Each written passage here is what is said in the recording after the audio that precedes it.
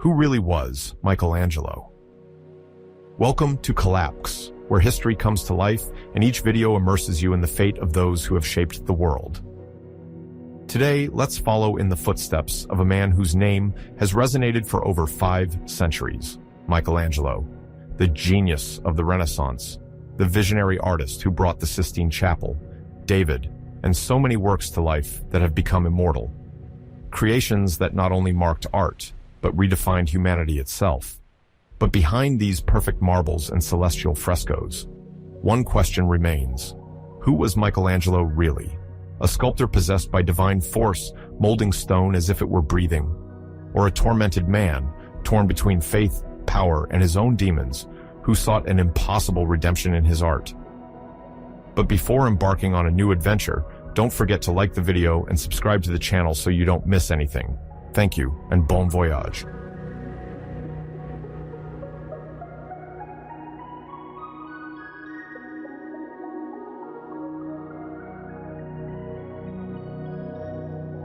In Europe, the end of the 15th century saw a slow demographic recovery as a consequence of the progressive weakening of the Black Death, which had decimated the continent in the mid-14th century.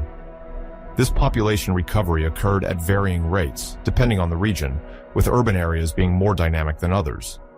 In several cities, rich in resources, real wages increased because the demand for labor exceeded the available supply. Artisans, eager to improve their conditions, moved to cities offering more opportunities and better pay. This mobility encouraged the spread of skills and stimulated economic and cultural dynamism. The first signs of a new equilibrium thus manifested. The countryside slowly benefited from this revival.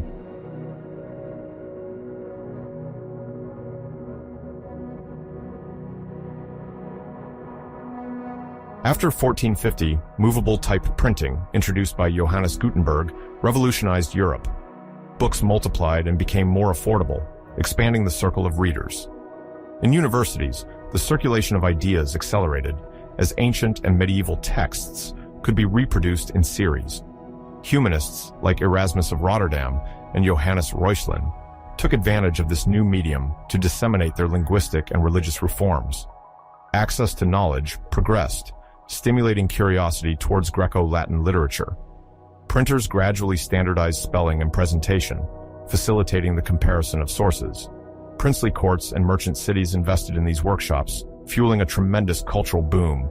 Libraries acquired multilingual collections.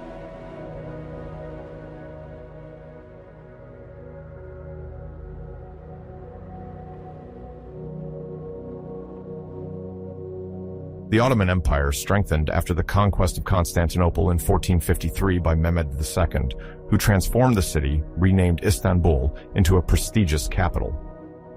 Controlling the Bosporus Strait, he secured the trade routes linking Asia and Europe. Under Bayezid II and his successors, expansion continued towards the Balkans and the Aegean Sea, provoking fears and negotiations with Italian cities. The rich exchanges of spices, silks, and precious metals attracted merchants and diplomats, while architects developed a monumental style influenced by Byzantine heritage. In the cosmopolitan city, Greek, Armenian, and Jewish populations coexisted under the millet system. Istanbul became an artistic hub rivaling Western centers. Mosques punctuated the horizon.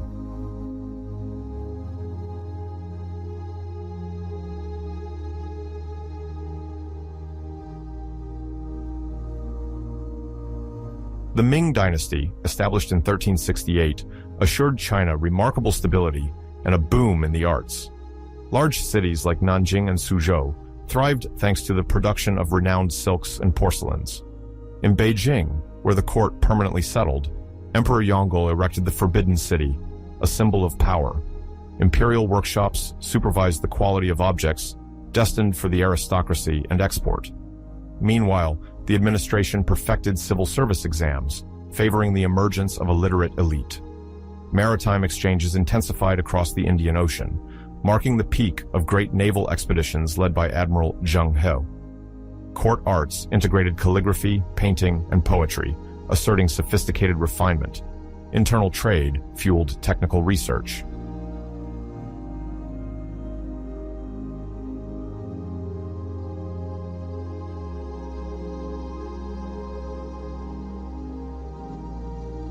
To the west, Islam remains influential in the Maghreb, where the Hafsid and Wattasid dynasties rule significant coastal kingdoms. Maritime trade with Europe involves cereals, leather, and exotic products, while caravans cross the Sahara to supply Mediterranean ports with gold and slaves. The Nasrid Andalusia, the last Muslim stronghold in the Iberian Peninsula, gradually declines. The fall of Granada in 1492 marks the expansion of Christian rulers. However, many Andalusian craftsmen and scholars migrate to North Africa, perpetuating a shared artistic heritage. Intellectual exchanges continue beyond borders, notably through the dissemination of Arabic works in medicine and mathematics. Arab-Berber influence remains strong. The Maliki tradition shapes jurisprudence.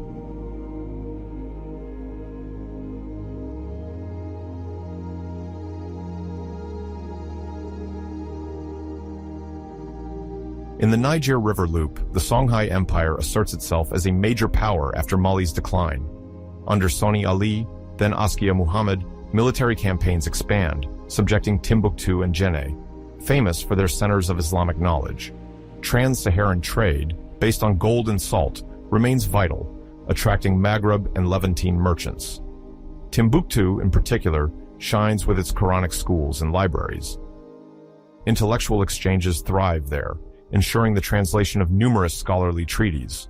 Local productions, especially in textiles and pottery, supply regional markets.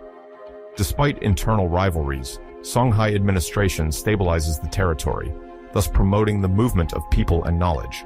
Askia's prestige grows with the rise of scholars.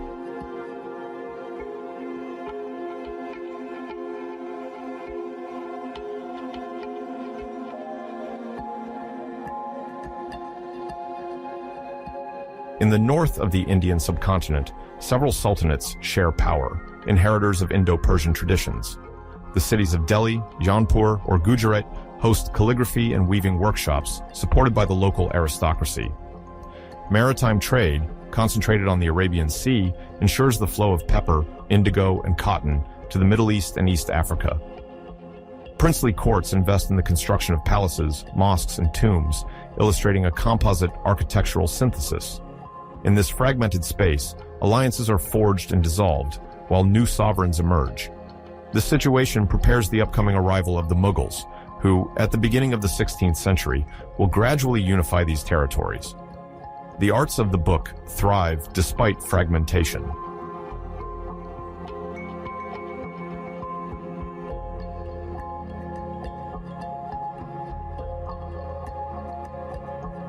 In Mesoamerica, the Aztec Triple Alliance, established in 1428 by Tenochtitlan, Texcoco, and Tlacopan, dominates the central region.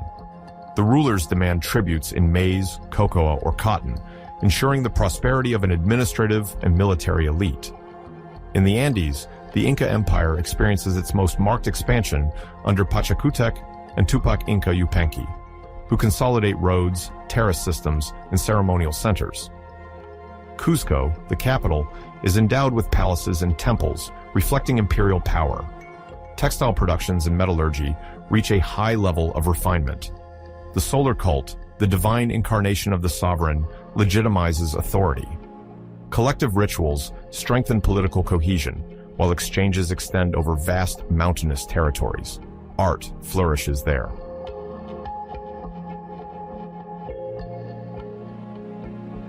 After the capture of Granada in 1492, unified Spain supports Christopher Columbus's project, paving the way for new transatlantic discoveries.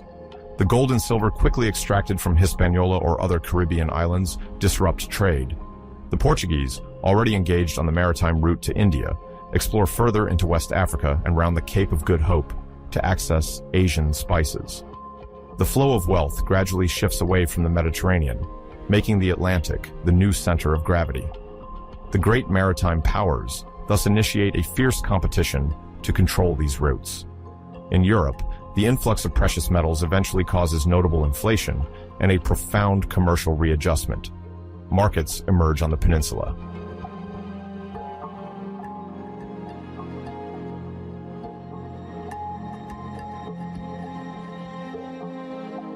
During the same period, Italy remains divided into competing city-states, such as Florence, Venice, Milan, Rome, and Naples. Each of these forms oftentimes short-lived alliances while maintaining wars and cultural rivalries. Great patrons, such as the Medicis and the Sforzas, encourage artistic creation to bolster their prestige, attracting renowned sculptors, painters, and architects. Workshops thrive, where masters and students experiment with new techniques. The attraction to antiquity is manifested through archaeological excavations and an intensive study of Latin and Greek, laying the foundation for humanism. Libraries open, gathering rare manuscripts. This intellectual and aesthetic frenzy makes the Italian peninsula a major hub of the burgeoning Renaissance. Philology, architecture, and sculpture are thus renewed. Other expressions extend the momentum.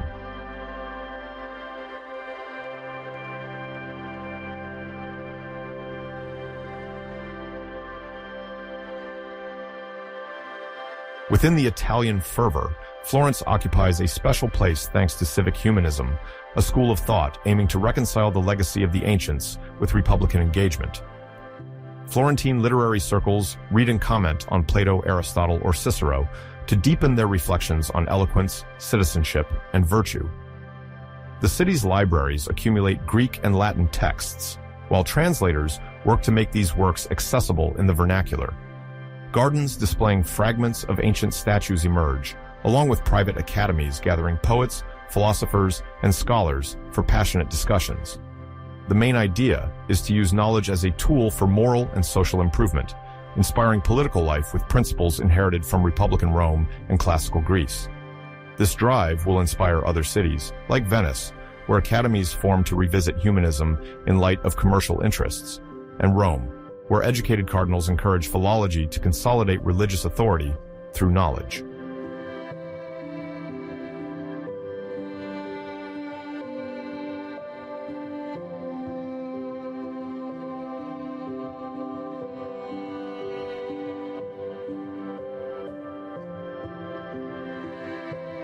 At the dawn of the 16th century, total artists appear, capable of excelling in multiple disciplines.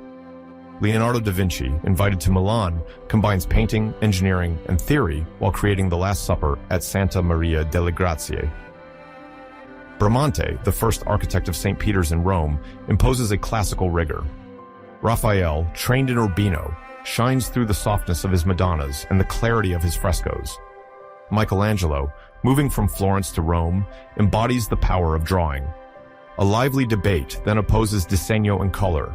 Does the rigor of line confront the more sensitive approach to light? Each school evolves, gradually integrating innovations from elsewhere.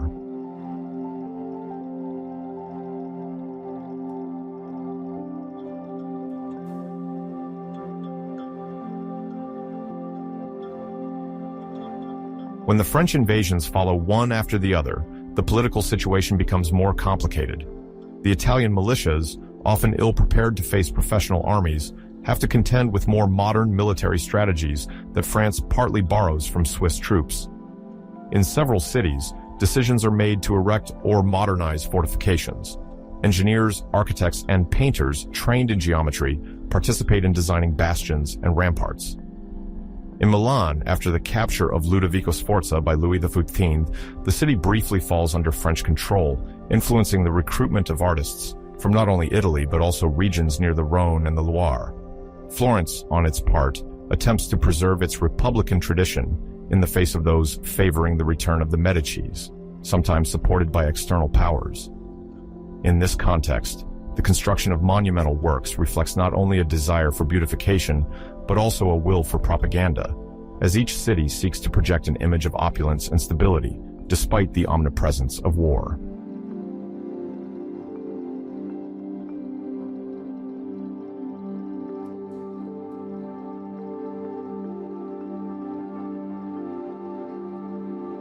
Urban patronage thus takes on a more complex dimension. Great families seek to connect their name to spectacular achievements, such as palaces adorned with narrative frescoes, recounting the glorious history of the dynasty or celebrating the wisdom of its rulers. The Italian courts, intertwined in matrimonial alliances with other powers, display the wealth of their collections and showcase their refinement. Sculptors sometimes create equestrian statues of their patrons as a military celebration, while painters are tasked with decorating audience halls with scenes illustrating virtue or the triumph of justice.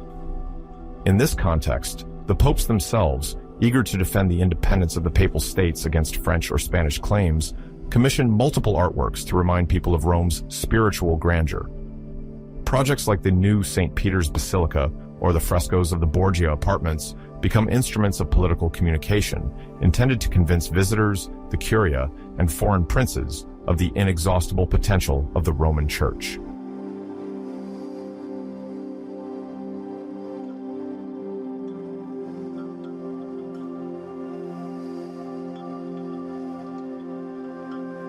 Meanwhile, Florentine civic humanism, a model for the peninsula, is nuanced according to different sensibilities.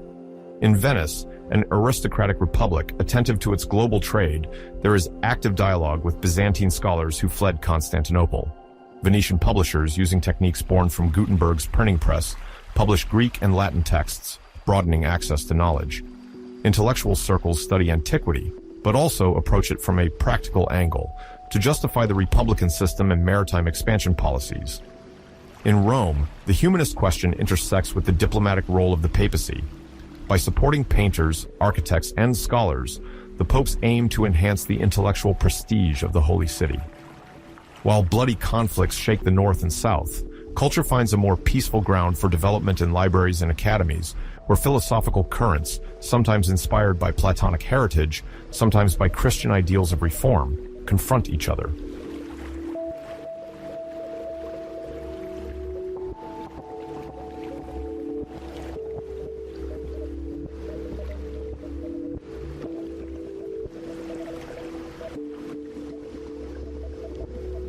Architectural and artistic projects, fueled by these reflections, become the face of an Italy proud to share a common cultural foundation while claiming the uniqueness of each republic or principality.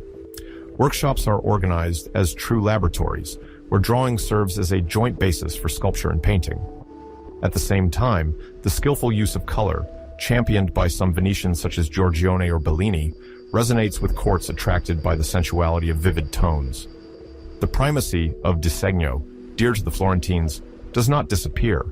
Michelangelo, for example, conceives his frescoes by focusing first on line, anatomy, and the internal structure of bodies before considering the application of color.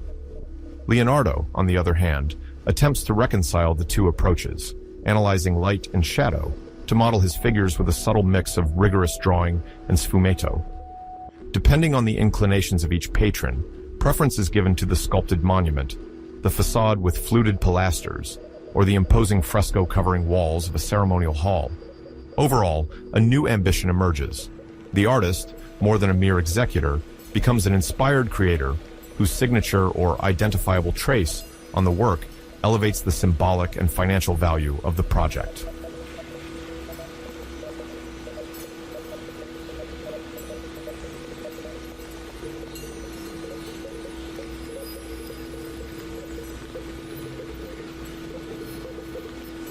Michelangelo Buonarroti was born in 1475 in the small town of Caprese, located near Arezzo in Tuscany. At that time, Italy was a true political fragmentation, with independent and rival city-states, but also an active artistic melting pot. Michelangelo's father, Ludovico di Leonardo Buonarroti Simoni, held a local administrative position, which gave him a modest yet respectable status. He came to this region to take on temporary duties on behalf of Florence, as Caprese depended on Florentine jurisdiction. The family context did not necessarily suggest an artistic career, yet the circumstances of the future sculptor's early childhood would very early orient him towards stone and drawing.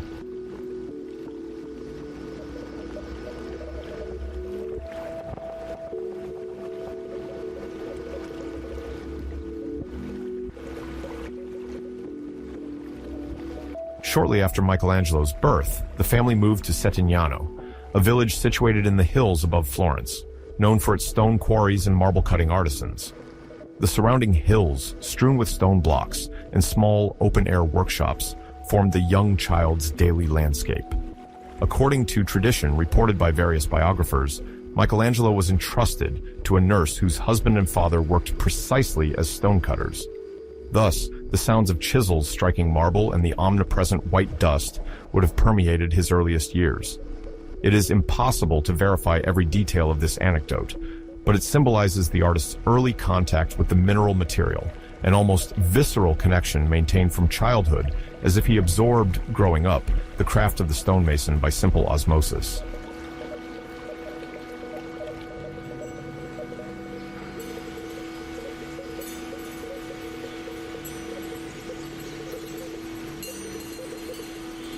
In this rustic environment, young Michelangelo's education did not follow the refined course one might expect for a future protege of the Medici. His father, despite his position, lacked significant wealth or remarkable erudition. However, he was concerned with providing his son with an acceptable education, even though the young boy, whenever he had the chance, preferred to scribble on bits of parchment and observe how stone was extracted or polished. He liked to understand volumes, to test the rudimentary tools he saw in the hands of local artisans. He did not have the strict discipline of a wealthy schoolboy, but observation and artistic instinct made up for this lack of a regular school framework.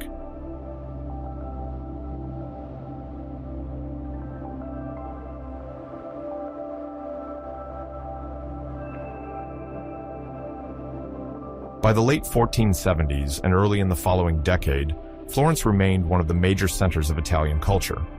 This Republican city, practically dominated by the Medici family, boasted prestigious monuments, the Santa Maria del Fiore Cathedral, and a plethora of art workshops. Painting, sculpture, and goldsmithing experienced new developments there, particularly thanks to innovations introduced by great masters like Donatello and Masaccio a few decades earlier.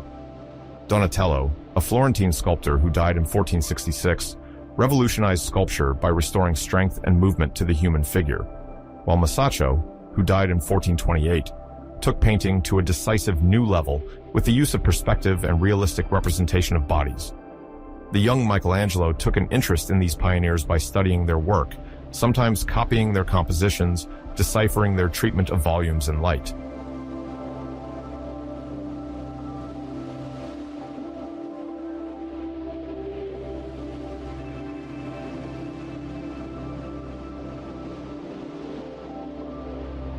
The works of Giotto, a Florentine painter from the Trecento regarded as a founding father of Western painting, also sparked his curiosity.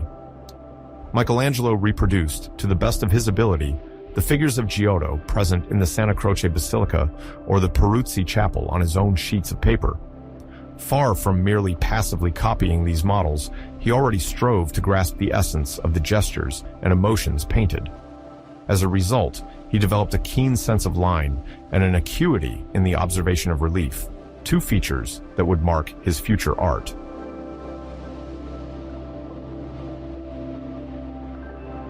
Around 1488, when he was still just an adolescent, Michelangelo was placed as an apprentice with Domenico Ghirlandaio. The latter, born in Florence in 1448, had a solid reputation as a fresco artist and ran a flourishing workshop from which several young artists emerged trained in the technique of mural painting. For an apprentice, joining such a structure was not only an honor, but also a guarantee of being initiated into the practical aspects of the trade: preparation of pigments, tracing of cartoons, execution of sinopi on fresh plaster, and quick application of color before the surface dried. Ghirlandaio, accustomed to large public and religious commissions, offered Michelangelo direct access to the most prominent fresco projects. In this last quarter of the 15th century, Florence continuously experimented with new decorative projects in its churches and convents, benefiting from a relatively stable economic situation in the peninsula.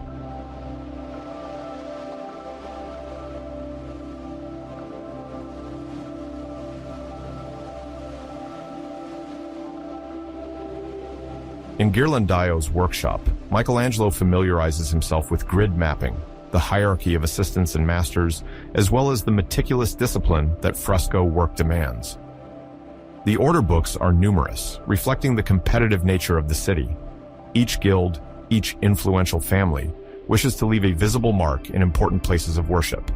The student thus learns to meet deadlines, to properly mix pigments with lime water, and to work quickly while preserving the clarity of each line. He also develops a keen interest in the human figure, wanting to convey the relief, muscles, movements, and different subtleties of expression. This constant concern for anatomy already sets him apart from other apprentices, who are more focused on the fluidity of colors or the rendering of drapery. Michelangelo, on the other hand, seems drawn to what lies beneath the folds of clothing, in search of an exalted bodily accuracy.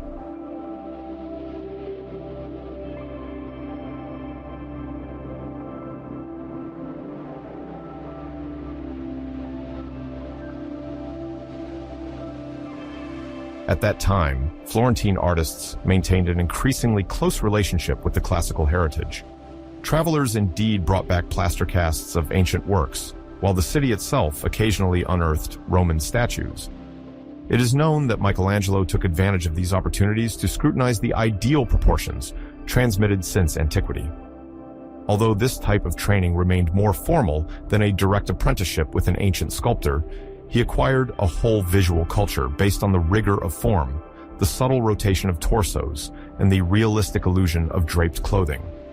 The bas-reliefs of Donatello, carefully studied by Ghirlandaio's workshop, complete this background.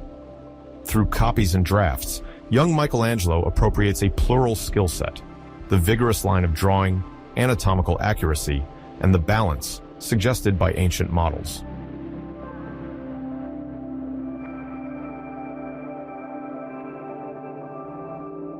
Parallel to this approach, Michelangelo nurtures a curiosity he deems fundamental, precise knowledge of the internal structures of the body.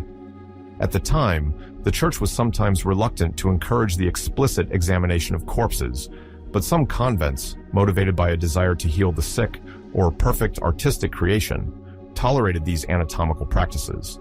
It remains difficult to concretely trace how the young boy accessed dissections and studies of corpses, but several testimonies mention Michelangelo roaming spaces where bodies were dissected to better understand the arrangement of muscles.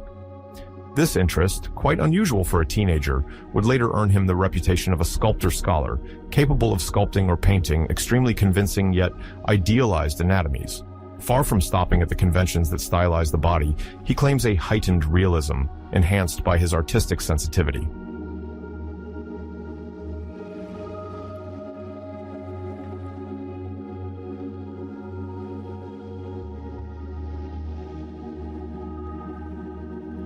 A delightful anecdote, often reported in accounts of his youth, mentions that Michelangelo supposedly crafted or modeled plaster masks based on certain ancient fragments, then inserted anatomical details from his own observations of dissections. He did not hesitate to confront what he saw on Greco-Roman reliefs with the internal reality of the skeleton and muscles. Such experiments could occur in semi-clandestinity, as the articulation between scientific study and artistic creation was not always perfectly accepted in late 15th century Florence. However, the city remained sufficiently tolerant for circles of humanists encouraging the rediscovery of ancient texts on geometry, medicine, or natural philosophy to flourish. This context stimulated the ambition of progressives who believed that art must draw from nature and Greco-Roman tradition to achieve perfection.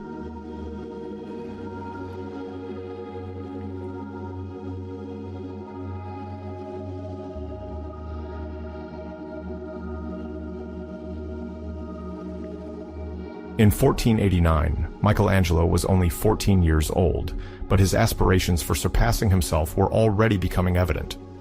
The historian Giorgio Vasari, who would recount Michelangelo's life in the following century, emphasized the young artist's growing obsession with anatomical accuracy and sculpture, to the point that he was reproached for his lack of attention to the other teachings offered by Ghirlandaio. Although the master had accepted him into his workshop for his potential in painting, he realized, sometimes with a mix of admiration and annoyance, that this ambitious boy dreamed above all of striking marble, of animating stone. Even in preparatory drawings for the fresco, Michelangelo did not hesitate to exaggerate musculature or the tension of limbs, seeking less chromatic softness than expressive strength. His notebooks, rare witnesses of incessant labor, suggest that he spent hours sketching, drafting, and redrawing faces seen on the street, as well as the heroes painted by his master.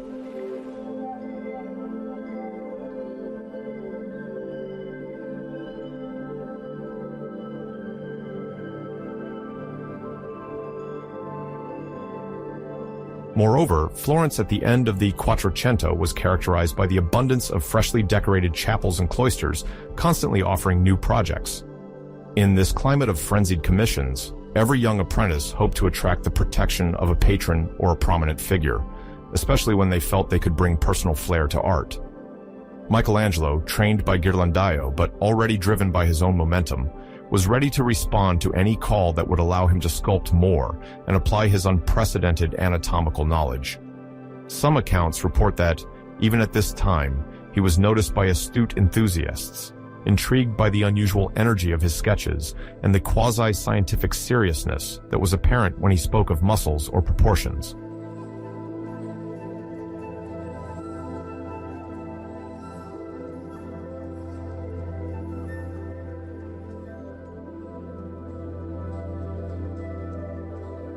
The dual influence of his childhood spent in Settignano and his apprenticeship with Ghirlandaio prepared him to conceive of art as a mix of technical knowledge and passionate observation. Settignano symbolized raw material, direct contact with marble, the sharp sound of mallets, the dust whitening the skin. Ghirlandaio's workshop, on the contrary, embodied pictorial staging, fresco composition, the necessity of rendering clear and communicative biblical or mythological scenes for a broad audience. Two distinct worlds, which the young Michelangelo would begin to merge. He dreamed of giving painted figures the power of marble sculptures, and sculptures the dynamism and expressiveness of a well-executed fresco. Already, one can imagine him, late at night, tirelessly reworking the same silhouette, correcting a gesture, improving a perspective shortcut, or adding more volume to a shoulder. This approach he would pursue all his life, always going further in the quest for a perfect form and credible movement.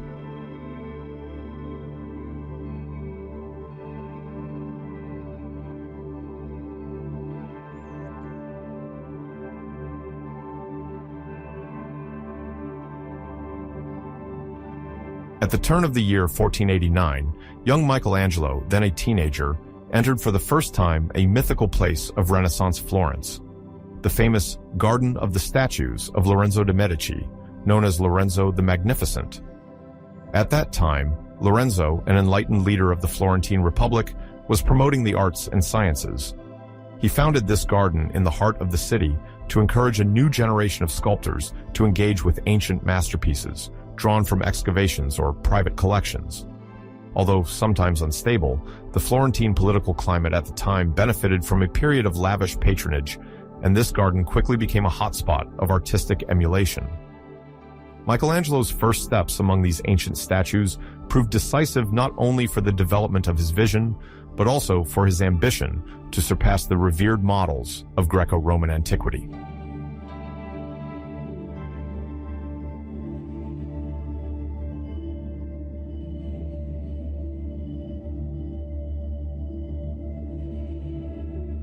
Under the aegis of Bertoldo di Giovanni, one of the prominent sculptors of the Medici court and a direct artistic heir of Donatello, this garden transformed into a workshop of continuous effervescence. Bertoldo, himself trained in the subtle bronzes and nervously crafted reliefs of Donatello, was dedicated to imparting to young Florentine prodigies a deep knowledge of sculptural techniques, as well as an insatiable curiosity for ancient forms. He didn't just show the apprentices these fragments of marble and bronze. He encouraged them to study every detail, the tension of muscles, the delicate balance of an arm, the curvature of drapery, or even how a torso pivots on a supporting leg. The Italian term contrapposto, which describes this dynamic hip stance inherited from Greek statuary, served as a methodological basis to refine their observational capacity and open creative avenues.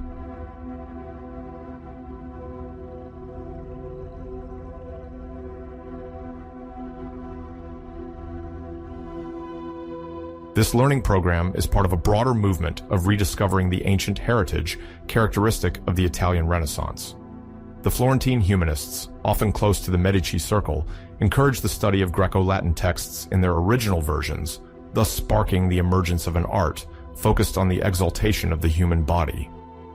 In this sense, the Garden of Lorenzo the Magnificent is not merely a place of technical work, but also an intellectual hub, nurtured by the regular presence of poets, scholars, and diplomats. In the evening, discussions sometimes take place here, where different conceptions of beauty, virtue, and ancient heritage are confronted. In this vibrant context, Michelangelo learns not to be satisfied with purely servile mimesis. Imitating antiquity is a first step, but the real challenge is to surpass it, to extract the essence of its emotional strength, to elevate it to a higher degree.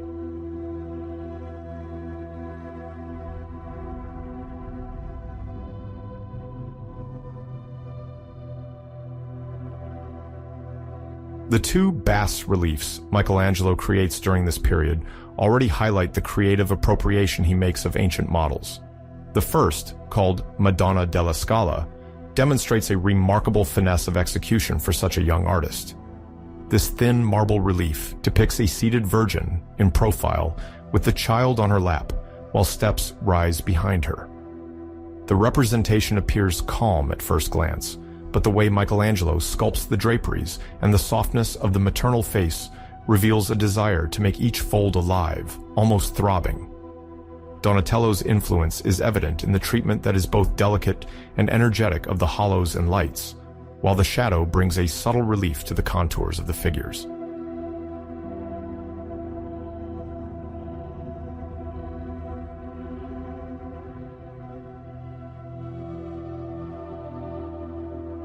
The second bas-relief, the Battaglia dei Centauri, is striking for its tumult and dramatic density. In this already virtuosic sketch, Michelangelo clearly draws from Greco-Roman mythology to orchestrate a bustling clash of horses and half-men. The bodies intermingle in a swirling dynamic, each musculature rendered with precision. This work illustrates his early ability to shape complex movements while playing with variations of depth in stone. Many observers see in this Battle of the Centaurs the trace of a burgeoning obsession with muscular tension and anatomical expressiveness, an obsession that will mark the sculptor's entire future career. He does not simply copy ancient postures. He confronts, superimposes, and deconstructs them to create an effect of powerful vitality and narrative continuity in stone.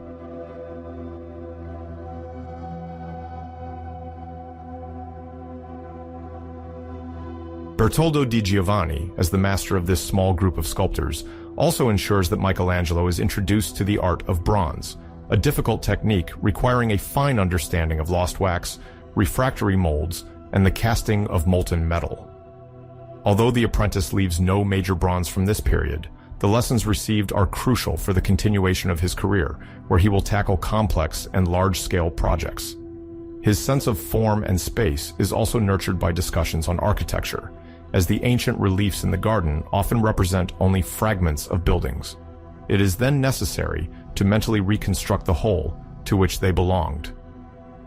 This exercise of imagination, which involves recreating a temple, a palace, or a mythological decor from a few damaged marble pieces, stimulates the inventiveness and thirst for knowledge that already define Michelangelo's character.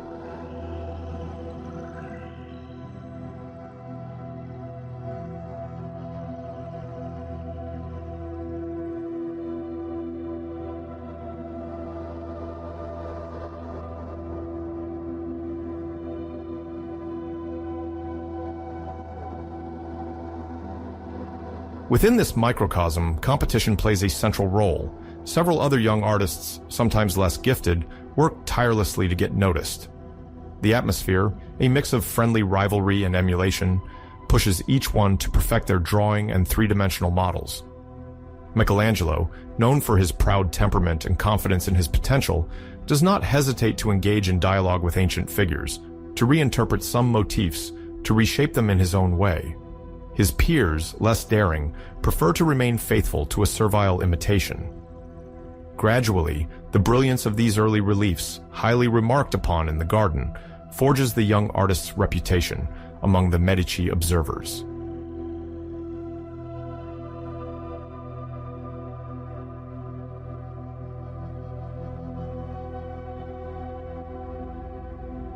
In this climate of abundance, the role of Lorenzo the Magnificent goes far beyond mere financial support. His theorists, whom he often gathers in literary salons, attribute to the arts a moral and political power to magnify the city, celebrate the greatness of Florence, and strengthen the aura of the Medici. The goal is also to prove to other Italian powers that Florence remains the privileged guardian of ancient traditions while projecting into innovation. Yet this ambition largely rests on the political stability that Lorenzo, a fine strategist, strives to maintain. He makes and breaks alliances, often uniting rival city-states against any potential foreign hegemony, thus consolidating Florence's reputation as a major artistic hub.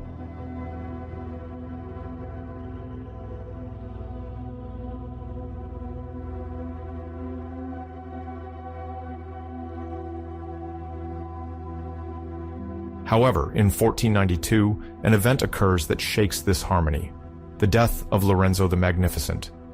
He passes away at the villa of Careggi, leaving behind a considerable void in the political and cultural life of the city. For Michelangelo, the disappearance of this exceptional patron marks the end of an era when art and humanism, closely intertwined, could thrive away from overly violent power struggles. No sooner is Lorenzo buried than the first signs of division emerge within the city. The heirs of the Medici family lack the authority and insight of their predecessor. Civic tensions arise, carried by the winds of religious reform sweeping across Italy and the emergence of new, more austere political figures less inclined to fund bold artistic projects.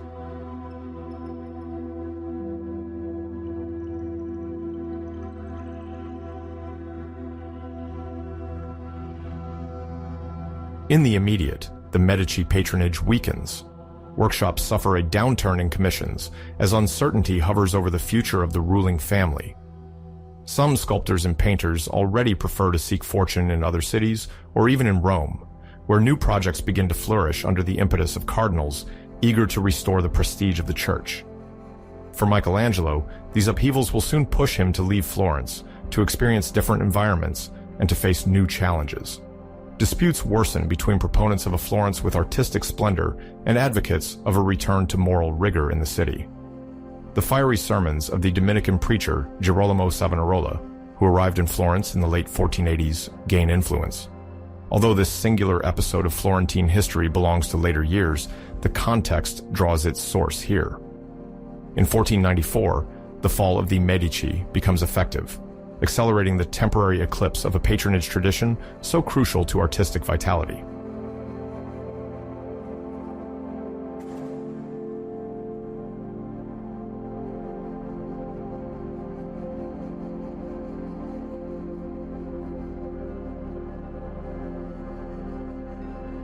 In 1494, the Florentine situation further complicates when Charles VIII, the King of France, invades Italy with hopes of conquering the Kingdom of Naples. This military intervention disrupts the precarious balance among the city-states, and Florence is no exception. The Medici are expelled from the city, while Savonarola, already popular, gains influence and increasingly becomes a moral and political guide. Michelangelo, sensing the troubled context and in search of opportunities, decides to leave Florence. The hostility of an emerging theocratic government, along with uncertainties linked to foreign invasions, drives him to pursue his path elsewhere. He first goes to Venice, but the maritime wealth of the Serenissima does not immediately offer him clear prospects.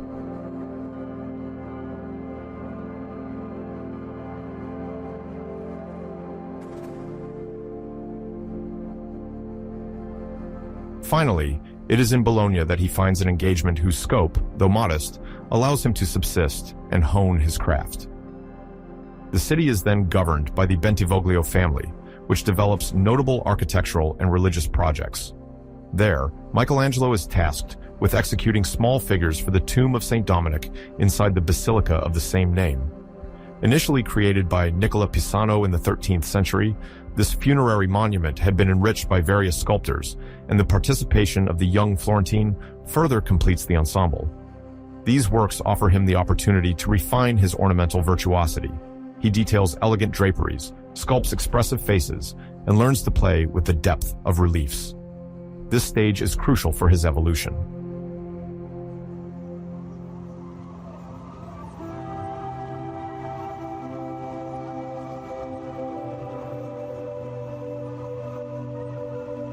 However, despite the relatively favorable reception of the city, Michelangelo did not delay in returning briefly to Florence, where the situation remained very unstable. Savonarola, advocating a virtuous republic under the authority of God, received support from part of the population tired of the wars and the perceived excessive splendor. Tensions continued to grow with Pope Alexander VI, who viewed the Florentine agitation unfavorably. In this tense context, religious art took on an increasingly contemplative turn, stripped of any ostentation.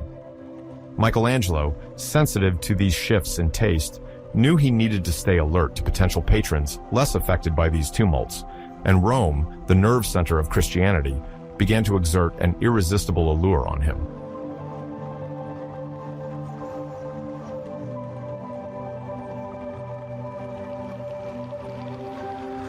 In 1496, Michelangelo resolved to leave for Rome, attracted by the possibilities of commissions offered by the papal curia and the Roman nobility. Although the city had suffered from internal struggles and conflicts between great families, it remained the cradle of St. Peter's Basilica and the seat of the Pope, bestowing it with a unique prestige. Moreover, it abounded with ancient ruins, forums, columns, statues, and triumphal arches, concrete remnants of the fallen Roman Empire. For a sculptor enamored with anatomy and ideal proportions, this archaeological terrain proved to be an inexhaustible source of inspiration. The financial opportunities were also more fruitful, as cardinals and great lords aspired to distinguish themselves with religious or funerary works.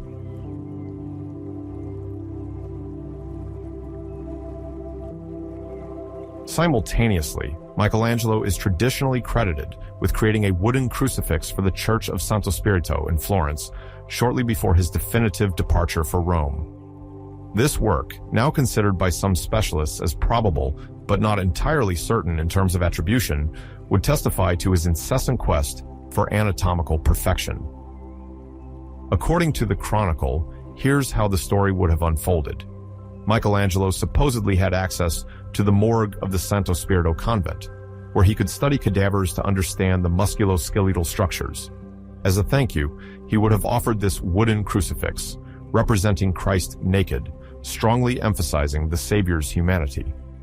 Such dissection exercises, then rare, confirmed the artist's scientific curiosity and his concern for the accuracy of the body.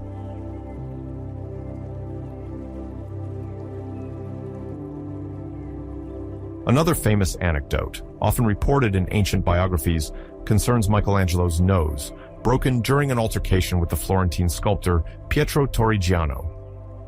This event supposedly occurred in the 1490s, while Michelangelo was still studying in the Medici garden. Torrigiano, known for his violent temper, reportedly lashed out at his comrade, hitting him so hard that he deformed his face for life. According to Vasari, this injury, in addition to affecting Michelangelo physically, would have reinforced his sullen, proud, and vindictive temperament. The incident also illustrates the fierce competition that could arise among young talents seeking to make a name for themselves in a Florence undergoing political, artistic, and religious transformation.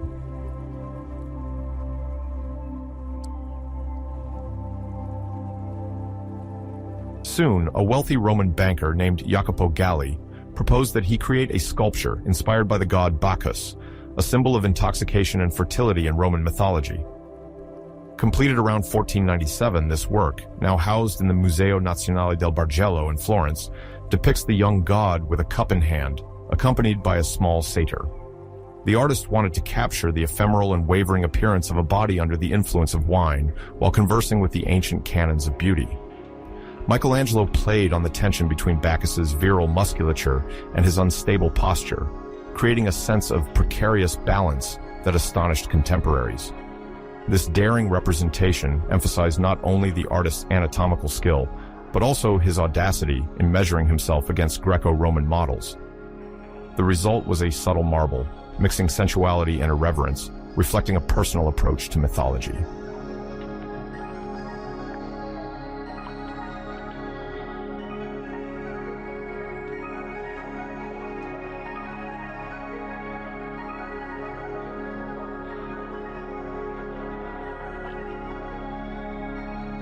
In 1498, a decisive opportunity arose when the French Cardinal Jean de Villers de la Grolles commissioned Michelangelo to create a sculpture intended to adorn the chapel of St. Petronilla, then attached to St. Peter's Basilica. This commission resulted in the famous Pieta, a marble group depicting the Virgin Mary supporting the lifeless body of Christ after his crucifixion. The contract specified that the work should be the most beautiful sculpture ever made in Rome, a condition that reflected the ambition of the patron and the confidence placed in the artist. To meet these expectations, Michelangelo embarked on a pyramidal composition in which the Virgin, surprisingly youthful, envelops her son in drapery of extreme delicacy. The anatomy of Christ, as precise as it is poignant, suggests a form of softness despite the tragedy of the moment, while Mary's serenity enhances the contemplative dimension of the group.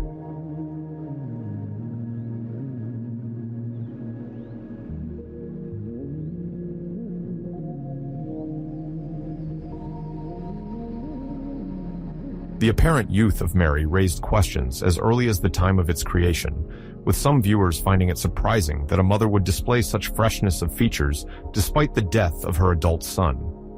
Michelangelo responded to these criticisms by asserting that the purity and sanctity of the Virgin justified her eternal radiance, echoing the religious beliefs of his time.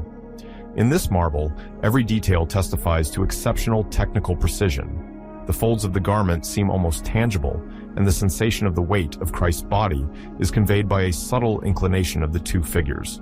Moreover, the artist highlighted his own identity by carving his name on the Virgin's sash, an extremely rare gesture for him. This inscription, which reads Michelangelo Buonarroti Florent Fresco, indicates that he openly claimed authorship of the work as a unique achievement.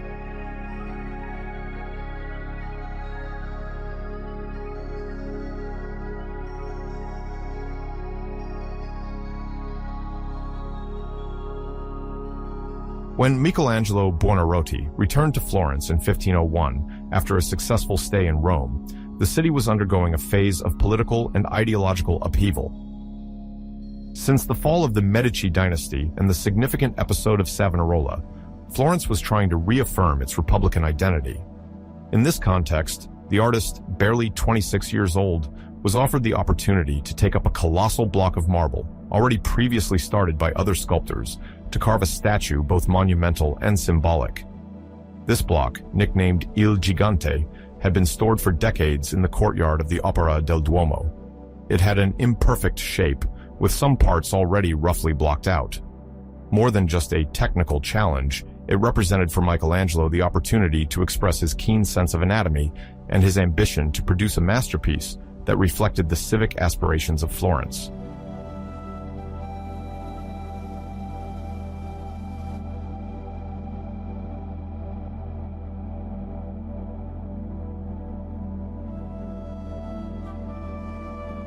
Before undertaking this task, Michelangelo carefully examined the marble, noting the presence of prominent veins and identifying potential cracks that could compromise the stability of the work. Contemporaries marveled at his perseverance in the face of a material already deemed ruined. But Michelangelo, marked by his in-depth drawing training and driven by the desire to elevate the human form, perceived in the slightest sketches he made how to bring forth a biblical hero, David, a symbol of faith and courage. He chose to depict the precise moment when David, still a young shepherd, is about to face the giant Goliath. Instead of depicting the already won victory, Michelangelo preferred to capture the tension of the moment before the action, when the sling is ready to be launched, but the character, focused and determined, waits for the right timing.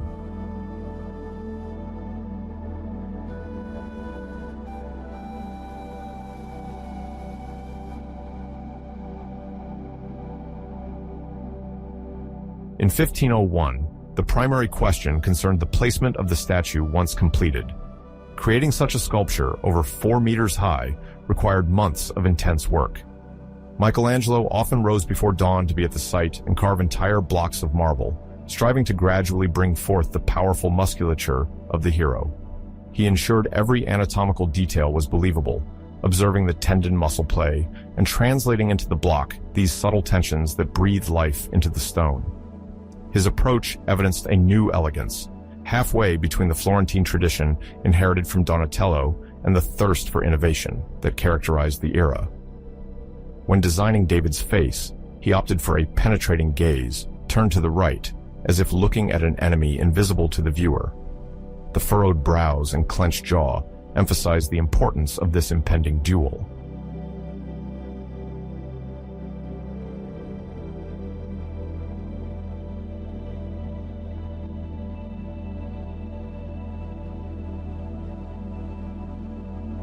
As the masterpiece progresses, it attracts the interest of the notables and the informal support of the Florentine Republic.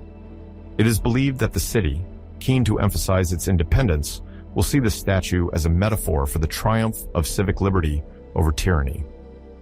The municipal authorities convene a special committee in 1504 to decide on the most suitable exhibition site. Among the members of this committee are influential artists and citizens, such as Leonardo da Vinci, who offer their expertise. After deliberation, it is decided that the statue will be placed in front of the Palazzo della Signoria, the seat of Republican power, to symbolize the city's constant vigilance. The transport of this colossal sculpture, completed in 1504, from the workshop to the square, proves to be immensely complex. Several dozen men participate in the operation, moving the statue on wooden rollers, supported by reinforcement structures.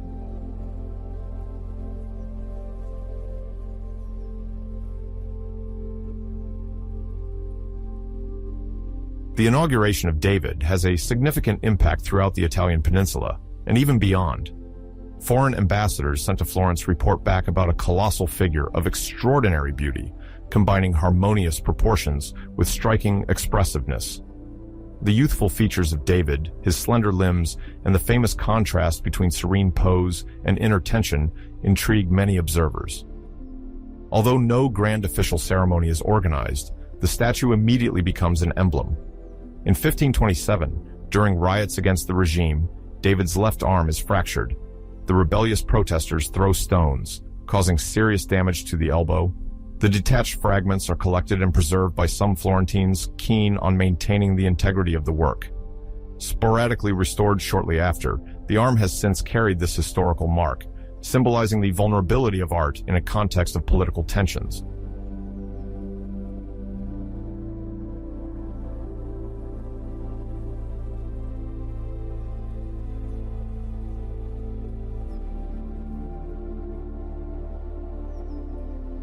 Following this success, Michelangelo receives a commission for a type of painting rarer in his career, a tondo, meaning a circular composition, for the Florentine Doni family.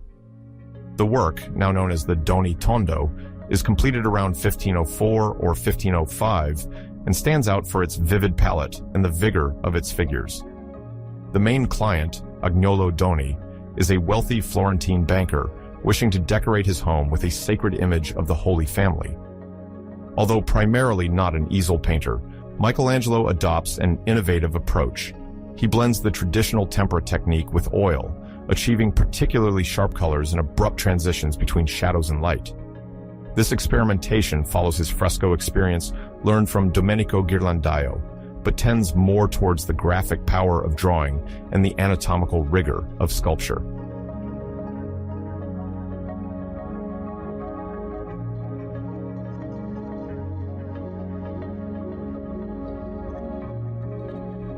In the central part of the Doni Tondo, the Virgin Mary, situated in the foreground, leans forward to receive the child Jesus from Joseph, depicted in the background. The magnificently twisted bodies demonstrate Michelangelo's fondness for rotational dynamics, drawing the viewer's attention to the family exchange. The stylization of the drapery, sharply cut by sometimes severe angles, contributes to an unusual dynamism. In the background, nude male figures, reminiscent of an antique tradition, introduce a pagan dimension and evoke the idea of a world not yet instructed by divine law. Commentators see in this a manifesto of the Florentine Disegno theory, where line, form, and body structure take precedence over the softness and fusion of colors. This anti-classical aspect in hues, dominated by intense greens, pinks, and blues, already suggests the future evolution of Florentine painting towards a more experimental style.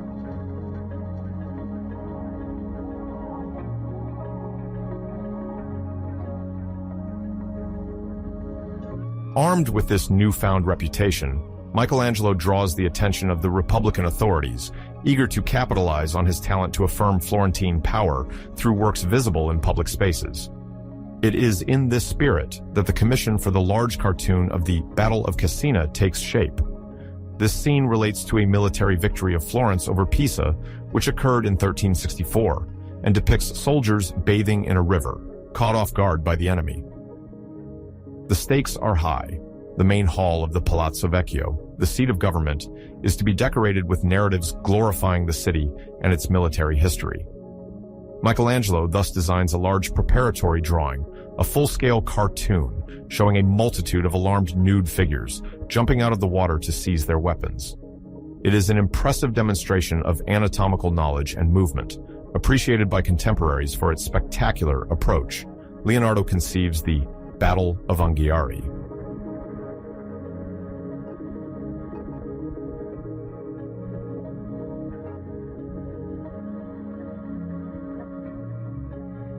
In Florence, the workshop where Michelangelo executes this cartoon quickly attracts many curious and aspiring artists.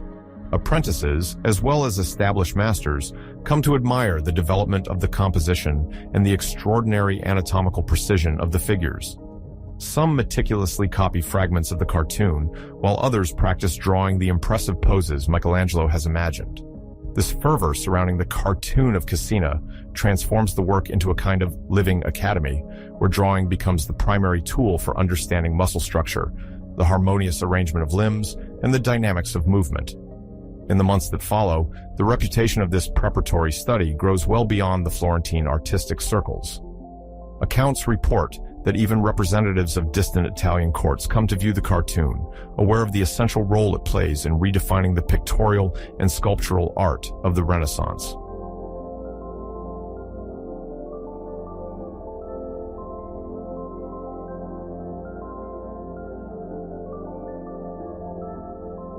However, despite the enthusiasm generated by this masterpiece in progress, the fresco project on the wall of the Sala del Gran Consiglio at the Palazzo Vecchio encounters obstacles. Political conflicts, the financial situation of the Florentine Republic, and internal rivalries ultimately hindered the advancement of the work. Michelangelo, solicited by other prestigious commissions, cannot fully invest in the final realization of the fresco. Additionally, the material conditions and technical complexity of a large-scale painting raise issues with the preparation of the wall. At the same time, Leonardo da Vinci also faces difficulties in executing his Battle of Anghiari, notably due to awkward innovations in mural painting techniques. Michelangelo's work, like Leonardo's, remains unfinished, and the original cartoon of Cascina eventually gets moved and fragmented over the decades until it almost entirely disappears.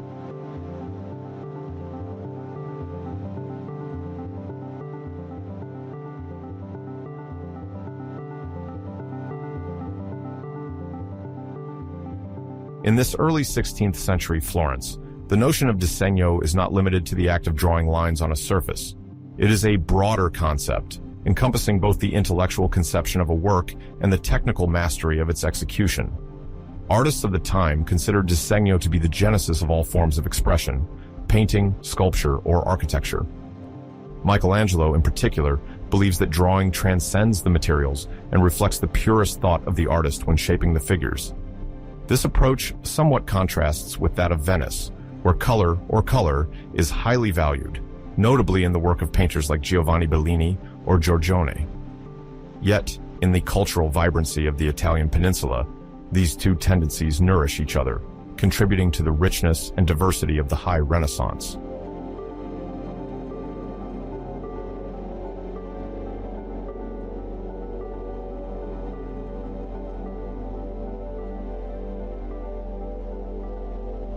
The predominance of disegno in Florence dates back to the great figures of the 14th century, such as Giotto di Bondone, and then to the generation of Donatello and Masaccio in the 15th century, whose influence deeply marked Michelangelo in his youth. While respecting this heritage, he raised the study of the nude to a level never before attained, combining a meticulous sense of bone and muscle structure with a marked concern for dramatic expression. The cartoon of Cascina embodies this synthesis. Each character comes alive with internal tension, Each fold of skin reflects precise anatomy, and the collective gestures seem orchestrated to express the sudden chaos of the military scene. Ancient sources, which Michelangelo observed in the Medici's gardens, also nourish his sense of pose and contrapposto, this subtle shift that gives the figures an almost living momentum. Consequently, viewers of the era and those who later admired the copies of this monumental drawing became aware of a new potential in art, that of capturing the very essence of life and human strength.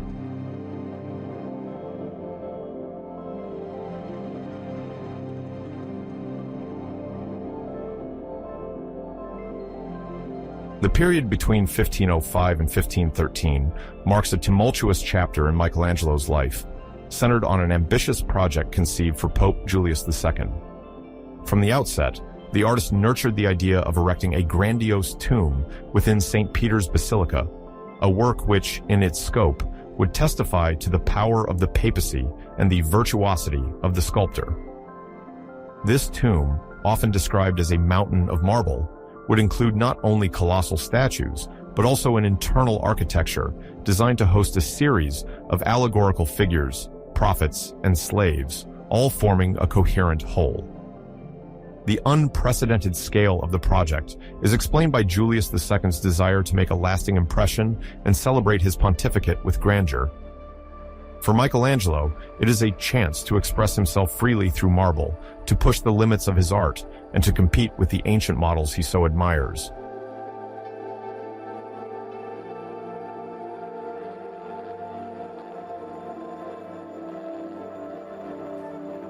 Yet, behind this initial enthusiasm hide deep tensions. Pope Julius II, faced with various political, military, and financial urgencies, quickly finds himself unable to maintain a continuous flow of funds.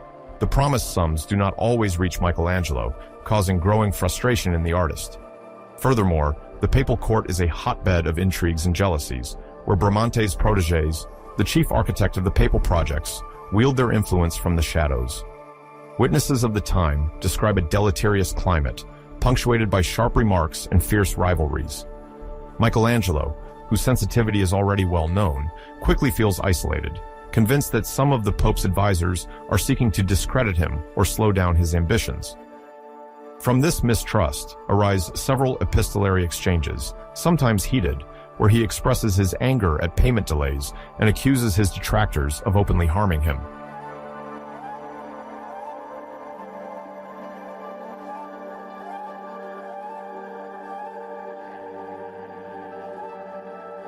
Facing these obstacles, Michelangelo makes a spectacular decision. He leaves Rome abruptly, convinced that the tomb project will no longer receive the necessary support. In 1506, tired of pleading with the Pope and frightened at the thought of his honor being tarnished, he flees to Florence without warning. This bold act causes an uproar at the papal court, where there is fear of losing a genius sculptor who has become almost indispensable to the grand artistic projects of the time. Julius II, furious, immediately sends dispatches to bring Michelangelo back to Rome, even threatening him with severe reprisals if he refuses to comply. Sensitive to political pressures and the desire to avoid open conflict, the Florentine eventually accedes and returns to the Pope's service. This episode illustrates the constant tension experienced by the artist, caught between the desire to accomplish a masterful work and the fear of being hindered by forces beyond his control.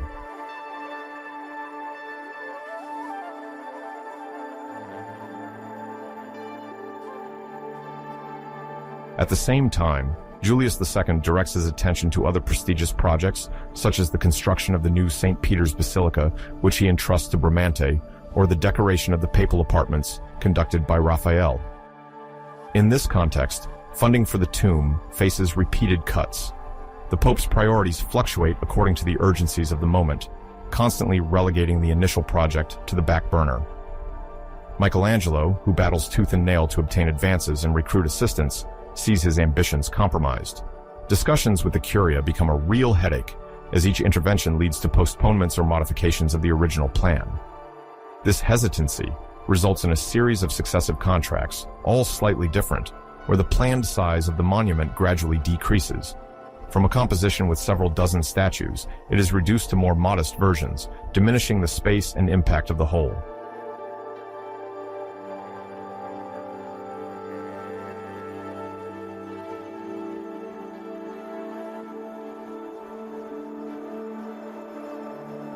In the midst of these disputes, Michelangelo is assigned an additional mission that will prove just as complex: to create a bronze statue of Pope Julius II for the city of Bologna, recently conquered by papal troops. Commissioned around 1507, the work was meant to symbolize the Holy See's victory and establish papal authority over this strategically located region. Michelangelo, who is not familiar with the technique of large-scale bronze casting, embarks on the endeavor with some apprehension. The execution proves laborious. Not only does he have to model a maquette, but also oversee the casting, assembly, and polishing. Despite multiple delays and complications, the statue is finally inaugurated in 1508 on the facade of the San Petronio Cathedral, arousing keen interest throughout Italy.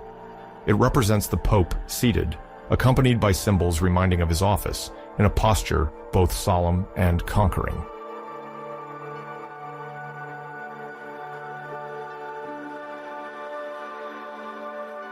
Yet the fate of this bronze statue would be as ephemeral as it was tragic. In 1511, a revolt ousts papal authority from Bologna. The sculpture, a hated symbol of Julius II's power, is immediately toppled by the populace. Contemporary accounts report that the figure was then broken and melted down, with some claiming it was used to make a cannon for the local army. This destruction highlights the volatility of the Pope's political fortune, but also the vulnerability of monumental art when it embodies an ephemeral regime. For Michelangelo, the Bologna drama adds a note of disappointment to the already long list of his setbacks with Julius II. His months of work, painstakingly acquired expertise, and hopes for recognition are annihilated in moments. This setback illustrates how artistic successes, however public they may be, can be swept away by the changing winds of history.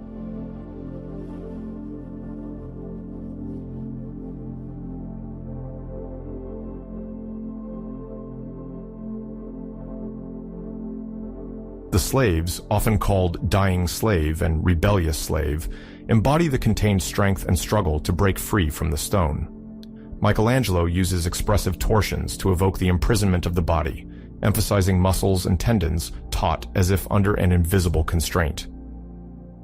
The Moses, for its part, serves as the spiritual pivot of the future tomb. Imposing, bearded, and holding the tablets of the law, it merges biblical heritage and ancient grandeur. Its position, in partial torsion, and the meticulous treatment of its beard attest to Michelangelo's obsession with detail. Through these masterpieces, the artist demonstrates that despite the imposed economies and quarrels with the curia, sculpture can reach an unprecedented dramatic intensity, marking art history indelibly. These figures remain eloquent witnesses.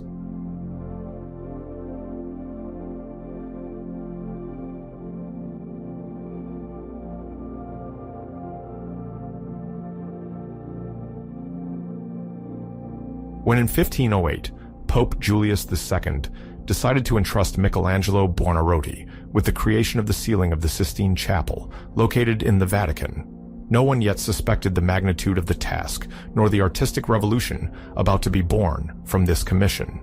The Sistine Chapel, built under the papacy of Sixtus IV between 1475 and 1481, had already undergone various decorative works, notably the wall frescoes by masters like Botticelli, Perugino, and Ghirlandaio. Julius II aspired to a project that aimed to be spiritual, political, and symbolic, transforming a simple ceiling into a vast composition glorifying divine creation, while affirming the prestige of the papacy. For an international audience of the time, the proposal seemed bold, as such a colossal pictorial program was entrusted to an artist primarily recognized as a sculptor. Michelangelo, born in 1475, was already renowned for his marble works, the Bacchus, the Pieta of the Vatican, and more recently, David in Florence. His recognized genius encouraged Julius II to offer him this opportunity, despite the initial reluctance of the painter-sculptor himself, who would have preferred to continue chiseling stone rather than handling brushes on high scaffolds.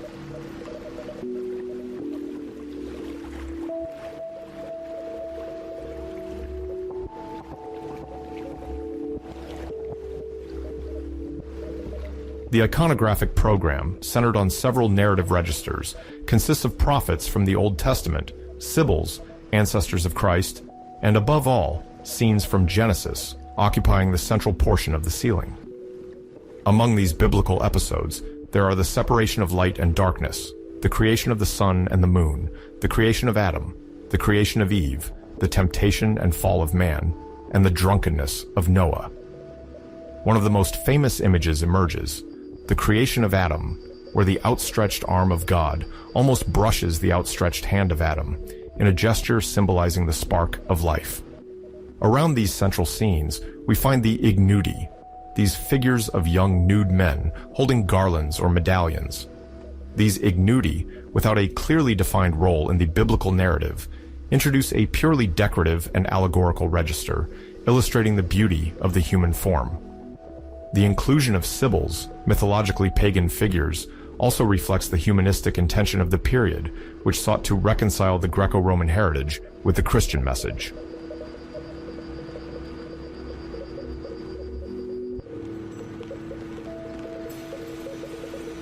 To execute this fresco of over 1,000 square meters, Michelangelo had to solve unprecedented technical challenges. He had a vast cantilevered scaffold erected, meaning no vertical structure obstructed movement within the chapel. Contrary to a widespread belief, he did not work lying on his back. He painted standing, with his neck bent and arms raised, to the point of suffering serious muscular strains. The most expressive testimony of this discomfort appears in a short poem he addressed to a friend, often dubbed the Poem of the Goiter. In these satirical verses, he describes the deformities inflicted by his efforts: a hunchbacked neck, a face turned toward the sky, a deformed torso. By painting from bottom to top, his eye becomes accustomed to anticipating the final effect from the ground, as he must ensure the proportions and foreshortening of each character, so that everything appears coherent to the viewer below. Furthermore, the fresco technique does not tolerate slowness. The artist applies his colors to a still fresh lime plaster, with each painted surface in a day being called a giornata. The frescoes thus demand swift and assured drawing, as once the plaster dries, any retouching becomes much more complex. Some corrections can be made a secco, but they are limited, as the visual integration and durability do not match those of pigments fused with the intonaco. Michelangelo therefore had to establish a strict, almost military organization to prepare the drawing and plan each portion of the wall to be painted day after day.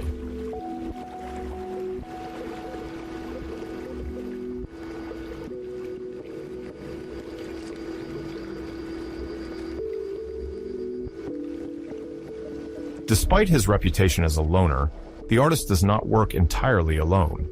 He employs several assistants, some of whom are responsible for applying the plaster or grinding the pigments. Others, trained in the technique of fresco, help him cover the larger surfaces, the skies, or certain ornaments. However, many testimonies highlight his perfectionism. He is said to have dismissed several collaborators deemed unable to meet the level of exigency imposed. In the initial part of the work, the figures are sometimes less dynamic, then Michelangelo gradually refines his method. This evolution can be perceived by following the chronology of the project. Around 1509, he is already painting the creation of the celestial bodies and the original sin with a more daring sense of composition. The ignudi become more virtuosic anatomical feats, while the fictive structure separating the scenes takes on the appearance of painted architecture with carefully modulated pilasters and moldings.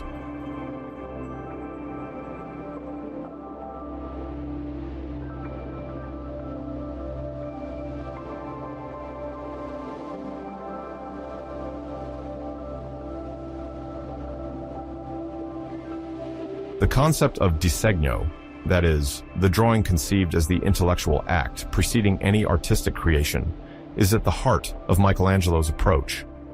The frescoes reflect his passion for the ideally proportioned human form, inherited from both the study of antiquity and his clandestine dissections, practiced in his youth to better understand anatomy. Each character on the ceiling, whether a prophet, a sibyl, or an ignudo, strikes vigorous, often spiraled poses that highlight muscular tension.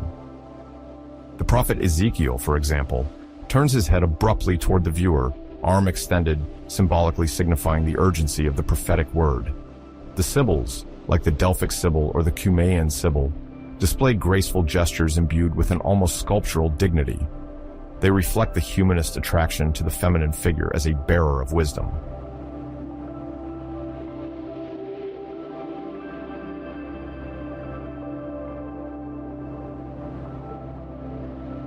Beyond the artistic prowess, Michelangelo's visual strategy aims to integrate the multitude of characters into a spectacular choreography that follows the lines of the ceiling.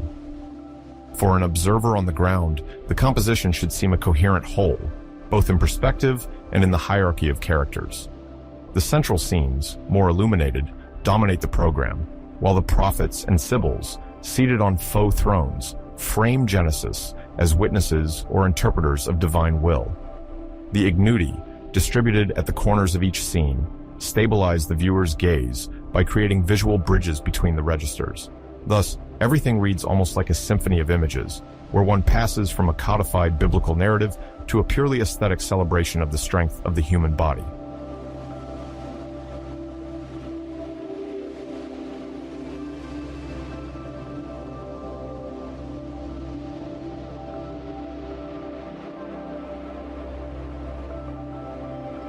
The question of rhythm is crucial.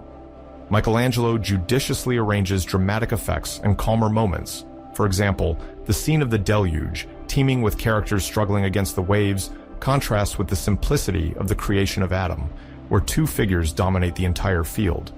In the latter, he explores the tension of the central void, the two famous hands never actually touching, but creating an imaginary electric arc to emphasize the decisive moment of the infusion of life. This balance between agitation and serenity enhances the overall iconic power. The ancestors of Christ, painted in the lunettes and spandrels above the windows, enrich the narrative continuity between the Old and New Testaments. Through their presence, Michelangelo indicates that the salvation announced by the prophets is rooted in a very concrete human lineage, illustrating a theology of incarnation dear to the Roman Church.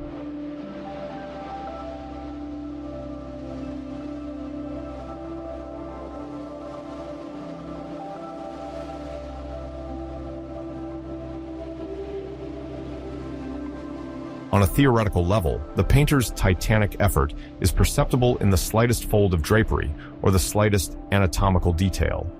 The entire vault is covered with monumental figures that play on infinite variations of tension, balance, and contrapposto. The often muscular, even exaggerated proportions already foreshadow the future directions that will be grouped under the denomination of mannerism, a movement that will take off in the second generation of artists after Michelangelo. In 1512, when he puts the finishing touches on the ensemble, the artist has experienced considerable fatigue, both physical and psychological. To the constraints of the fresco and the height of the project are added the political pressures. Julius II wants the chapel ready for important celebrations, and it is known that the relationship between the Pope and Michelangelo, already tense during the preparation of the papal tomb, was not always smooth.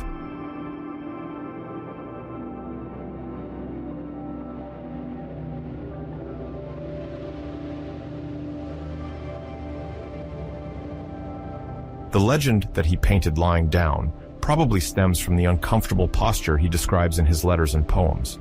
Many visitors who then enter the Sistine Chapel are unaware of the subtleties of scaffolding, and mainly remember the almost superhuman feat of covering the entire vault with life-size images. It is true that there are not many precedents for a decor of such magnitude entrusted to a single artist, except for the large collective endeavors of medieval painting or previous fresco projects. This achievement immediately reflected on Michelangelo's reputation, placing him on the level of an absolute master, equal to Leonardo da Vinci and Raphael, who were also working in papal Rome at the turn of the 16th century.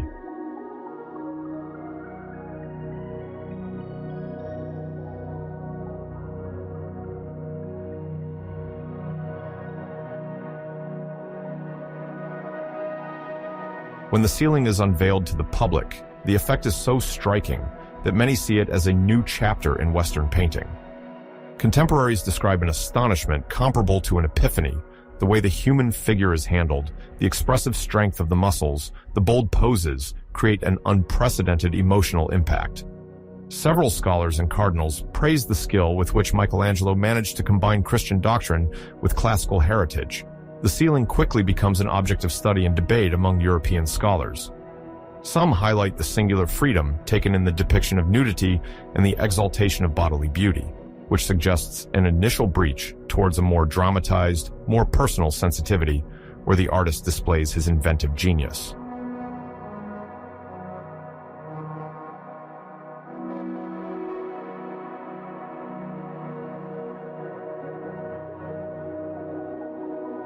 The arrangement of juxtaposed figures, prophets, sibyls, biblical heroes, forms a kind of comprehensive theological panorama, from creation to the perspective of redemption. In this allegorical reading, the prophets would represent the new covenant foretold, while the sibyls, from the pagan tradition, symbolize the voice of divine truth, even in the Greco-Roman world. The ancestors of Christ, placed in feigned perspectives, witness the fleshly link between humanity and divinity, an essential theme of Christian faith. The ignudi, for their part, bridge one scene to the next, carrying garlands in which decorative motifs are sometimes inscribed, or supporting painted medallions. They are aware of their own plastic grace and introduce a more profane, almost courtly register into the composition, as if they were the guardians of this divine gallery.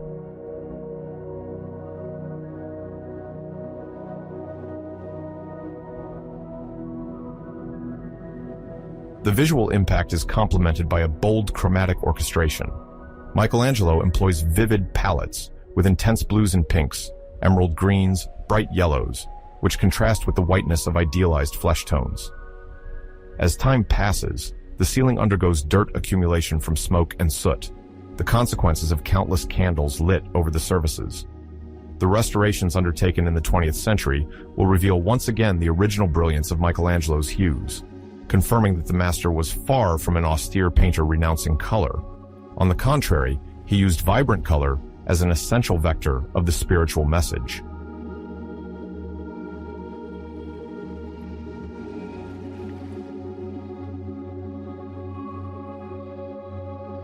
The ceiling as a whole is completed in October 1512. Julius II, already weakened, can contemplate the result a short time before his death in February 1513. The ceremonies that follow, associated with the opening of the redecorated chapel, reinforce Michelangelo's renown throughout Western Christendom. Ambassadors from several European courts travel to admire the work and bring back enthusiastic accounts to their courts. Shortly thereafter, Renaissance art criticism identifies this achievement as a pivot of the High Renaissance, a milestone marking the peak of anatomical representation and the transition to more tormented expressiveness.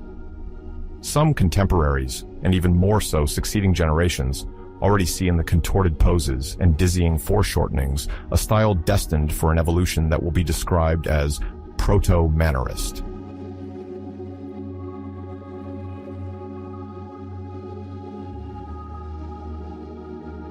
Visitors, whether they be literate or simply curious, describe an immersive experience, lifting their heads towards this gargantuan orchestration of celestial figures, feeling enveloped by the movement, as if the vault were disappearing in favor of a luminous opening onto the biblical narrative. The monumental use of the human body, with its varied muscles and expressions, deeply touches the imagination of an audience that was previously accustomed to more restrained or rigid figures. In Michelangelo's work, theological narration becomes a theater of living passions, charged with an unprecedented dramatic intensity. Critics in later periods would emphasize this dimension. The Sistine Chapel refers to the idea of an artist capable of sculpting the pictorial space like a block of marble, each brushstroke being a virtual chisel stroke in the material. The fresco itself is thus invested with a physicality that draws the eye and captivates the mind.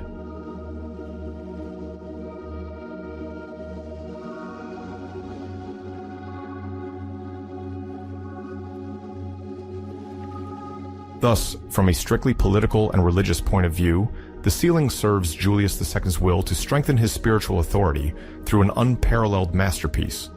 Many see in it the expression of a new Rome, a bearer of cultural renewal, a direct heir of the Roman Empire, while asserting itself as a cornerstone of Western Christianity.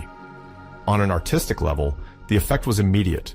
Numerous young painters and sculptors flocked to Rome to study the Sistine Chapel, drawing in notebooks the poses of the ignudi, copying the prophets, attempting to understand the expressive power of these twists of bodies.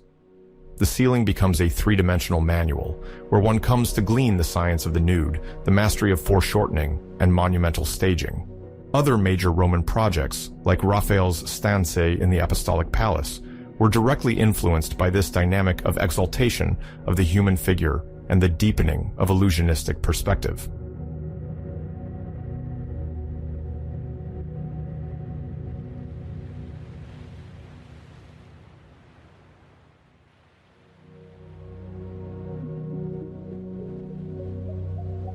When Leo X, born Giovanni de' Medici, ascends to the papal throne in 1513, it is a major turning point for Michelangelo and for the artistic policy of the papacy. The son of Lorenzo de' Medici, known as Lorenzo the Magnificent, this new pope aims to elevate Florence, his hometown, to the forefront of Italian cities. He first sets out to redirect the projects previously launched by Julius II, who died that same year, to devote more resources to the San Lorenzo project in Florence. Michelangelo, still absorbed in the colossal project of Julius II's tomb, finds himself compelled to respond to this new papal priority. Suddenly, artistic passions clash between Leo X's ambition and the unfinished legacy left by his predecessor.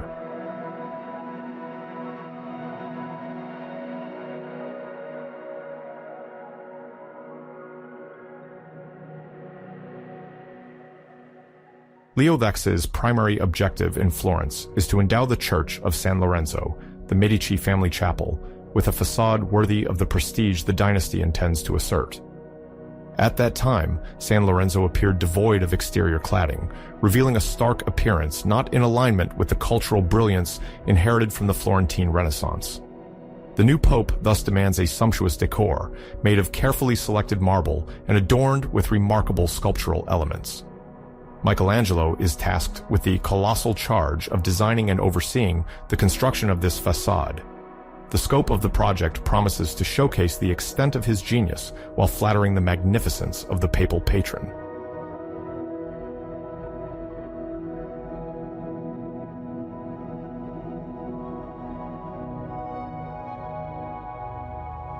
From the outset, Michelangelo embarks on a complex epic to procure the best possible marbles.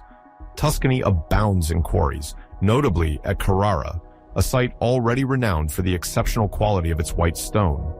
However, the new architect-sculptor also ventures to explore the nearby mountains of Seravezza, a territory more difficult to access, but which also harbors varieties of marble, likely to enrich the future facade.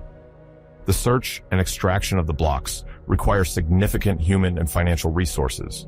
It is necessary to mobilize carvers, carters, and road builders capable of transporting these blocks weighing several tons at times. The project is shaping up to be a logistical challenge of great magnitude.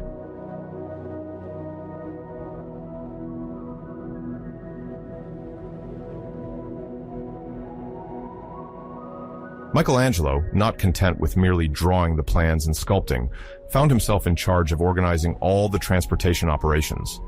He personally negotiated contracts with the quarry workers, verified the quality of each block, and proposed new techniques to facilitate transportation via land or river.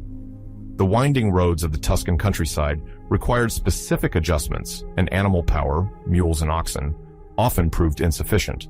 The artist had to deploy considerable ingenuity to optimize the routes. He also supervised the loading of the marble onto barges when rivers allowed. In this unprecedented role as a construction manager, he experienced firsthand the hardship and fragility of each stage.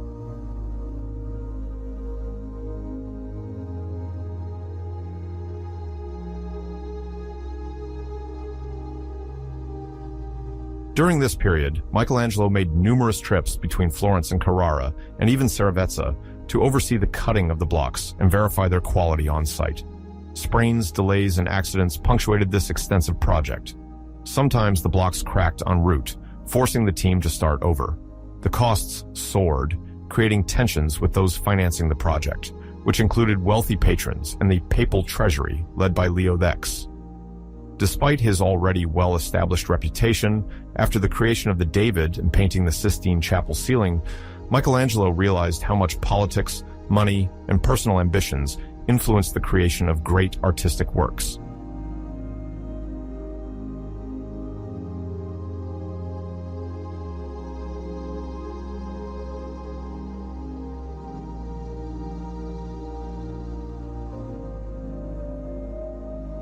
As the months went by, the challenges accumulated. Sourcing marble proved more complicated than anticipated, and deadlines extended. Leo X, preoccupied with other matters, war, diplomacy, administration of the Papal States, struggled to maintain consistent financial support for this enormous project. Political tensions also intensified because Florence was no longer the admired independent republic it had been in the era of Lorenzo the Magnificent. The Medici power, now connected to the papal throne, aroused jealousy and resistance. Moreover, Michelangelo himself came up against the reality of a commission that demanded not only artistic talent, but also a perfect mastery of material constraints. Gradually, the initial project, still in the state of plans and models, began to falter under the weight of these difficulties.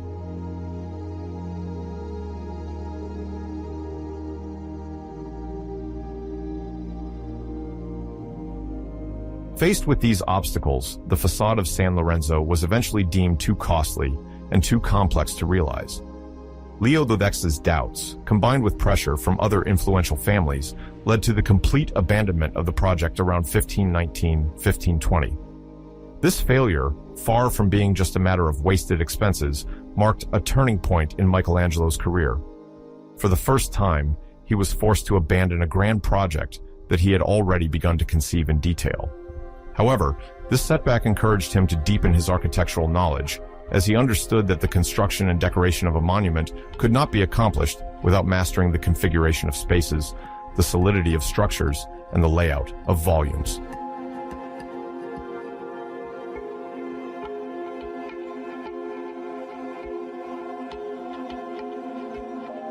Parallel to this aborted project, Michelangelo could not escape the obligations related to the famous tomb of Julius II, a project begun as early as 1505, but constantly postponed. After Julius II's death, the contract was renegotiated several times, and the sculptor was pressured by the deceased pope's heirs, eager to see this monument finally completed. His time was divided between searching for marble for San Lorenzo and carving the figures for the tomb. The repeated interruptions forced the artist to modify his original plans, gradually reducing the scale of the initial design. Financial constraints and political complexity made the work take on a fragmented character, with each new version appearing to diverge further from the monumental concept envisioned by Julius II.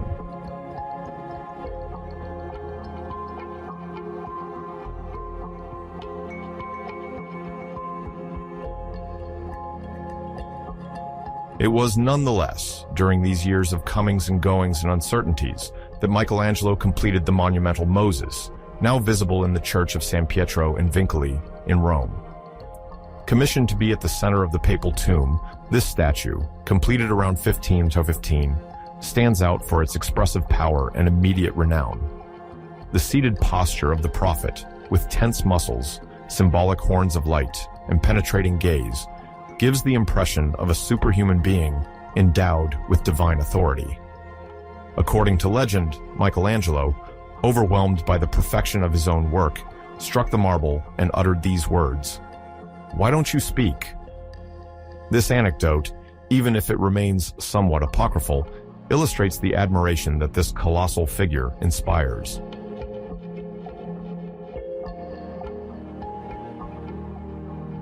At the same time, Michelangelo also conceived the prigioni, sometimes called slaves, mysterious figures intended for the same tomb. Their unfinished torsos, seeming to emerge from the marble, convey the perpetual struggle between spirit and matter.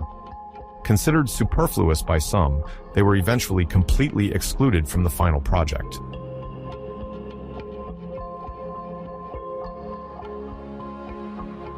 In the early 1520s, as the Medicis sought to assert their prestige in Florence, Michelangelo was commissioned to build a new sacristy in the Basilica of San Lorenzo, called the Sagrestia Nuova. Conceived as a funerary chapel intended to house the tombs of Lorenzo de' Medici, Duke of Urbino, and Giuliano de' Medici, Duke of Nemours, This initiative was part of a broader project of dynastic glorification. Michelangelo, then at the height of his career as a sculptor and already enjoying a solid reputation as an architect, was offered the opportunity to fully unite sculpture and architecture in a coherent ensemble where the statuary decor interacted closely with the wall forms. Built between 1520 and 1534, the Sagrestia Nuova consists of a central quadrangular space lit by zenithal light and flanked by walls rhythmically arranged with pilasters, cornices, and niches carved to accommodate sculptures and funerary monuments. The focal point lies in the tombs of Lorenzo and Giuliano, located on two opposite walls, each crowned with an especially eloquent allegorical composition: the night and the day for one, the dawn and the twilight for the other. These figures symbolize the inexorable passage of time, the alternation of moments of the day, and by extension, the trajectory of human existence, subject to the flows of light and shadow. Sculpting these allegories was a constant challenge.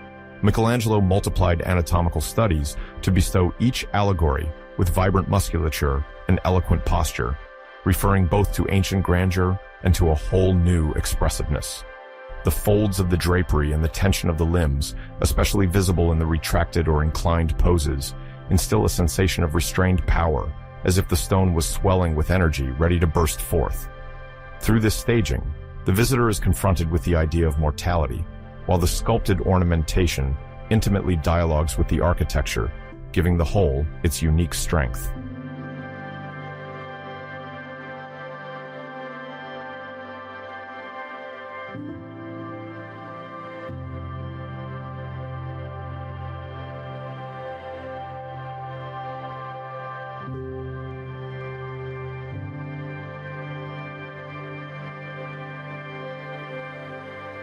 Besides the monumental tombs, Michelangelo conceived a bold architectural vocabulary, characterized by what some historians would call a muscular language of stone. The walls seemed to push outward, as if they wanted to free themselves from their base, while the cornices, deliberately imposing, draw the eye with their vigorously pulled lines. Each niche, meant to receive a sculpture or highlight a structural point, appears tense, almost compressed by the energy emanating from the volumes. In this relatively confined space, the architect-sculptor employs each element, from the pilaster to the frieze, in a dynamic tension that imparts to the Sagrestia Nuova an almost theatrical character. Michelangelo's idea was to fuse narrative intent with built form, so that the architecture is not just a setting, but an integral actor in the spiritual experience. Visitors of the 16th century, whether scholars, artists, or simple pilgrims, then felt an impression of momentum, as if the stone aspired to an upward movement, translating in its way the elevation of the soul. The play of shadow and light, orchestrated by zenithal lighting, further accentuates this effect, bringing out the reliefs and highlighting the plasticity of the sculptures.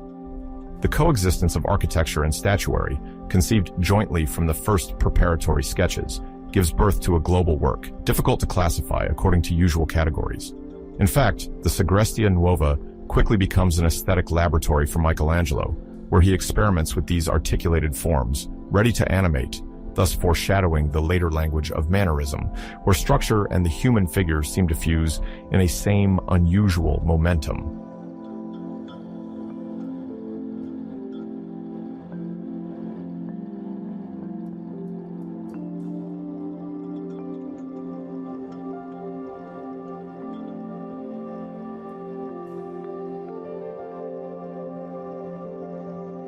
The Lawrenceana Library, a venture concurrently initiated under the impetus of Pope Clement VII, a prominent member of the Medici family, offers another field of exploration for Michelangelo.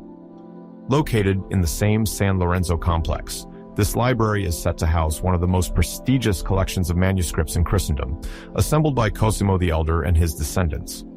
The desire to equip Florence with a space of consultation as monumental as it is scholarly aligns with the ambition to reaffirm the intellectual power of the Medici amidst Italian rivalries. Michelangelo envisions a radically innovative layout for the vestibule. The staircase, later constructed by Bartolomeo Ammanati, based on Michelangelo's plans, unfolds like a stream of petrified lava, with irregularly shaped steps that force the visitor to slow down. The walls of the vestibule, adorned with engaged pilasters and blind windows, obscure the perception of space, prompting those who enter the hall to reconsider their relationship with the volume. The use of original geometric modules demonstrates Michelangelo's refusal to limit himself to the classical proportions established by Vitruvius or adopted by other Renaissance architects. Here, he experiments with new combinations, playing on vault heights, the size of openings, and the projection of pilasters, in search of a much more subjective harmony. Readers who ascend the steps to reach the grand reading room find themselves enveloped in an almost sacred atmosphere, where the rigor of symmetrically arranged benches dialogues with the formal audacity of the main access. This tension between tradition and innovation is also reflected in the choice of materials, combining local gray stone and lighter surfaces to better highlight the architectural strengths intended by the architect. The entire Lawrenceana continues to astonish Michelangelo's contemporaries, for whom the structural inventiveness of this place surpasses the mere function of book preservation and at times borders on stylistic provocation.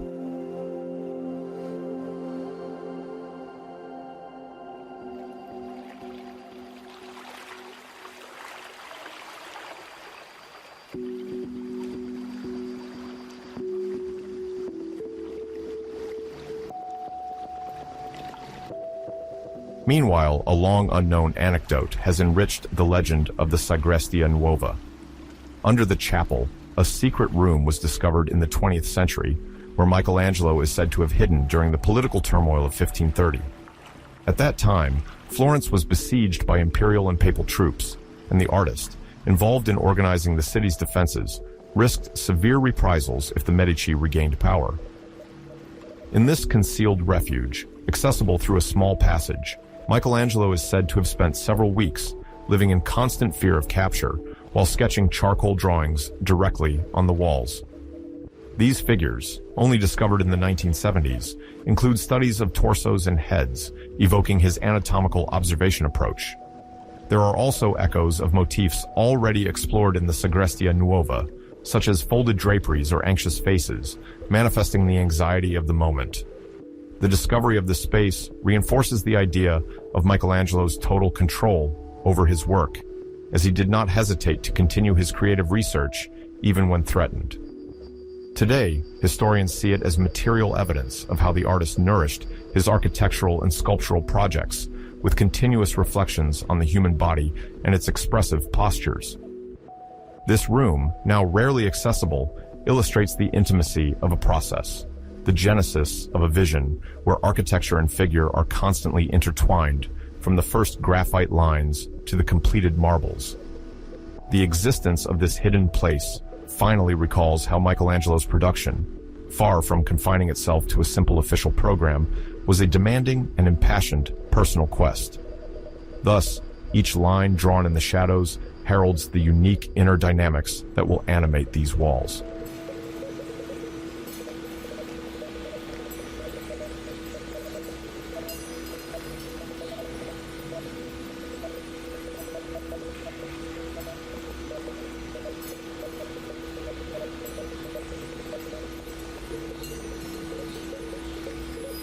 In 1527, all of Italy is shaken by a major event that unsettles the political balance of the peninsula and ongoing artistic projects.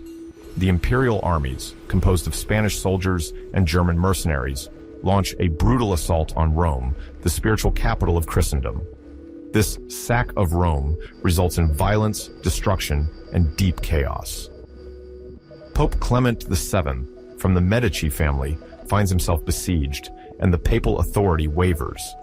In this turmoil, many artists and craftsmen flee the city, while commission projects get suspended or canceled. Michelangelo Buonarroti, then engaged in the grand project of Pope Julius II's tomb, must interrupt his work and consider a retreat.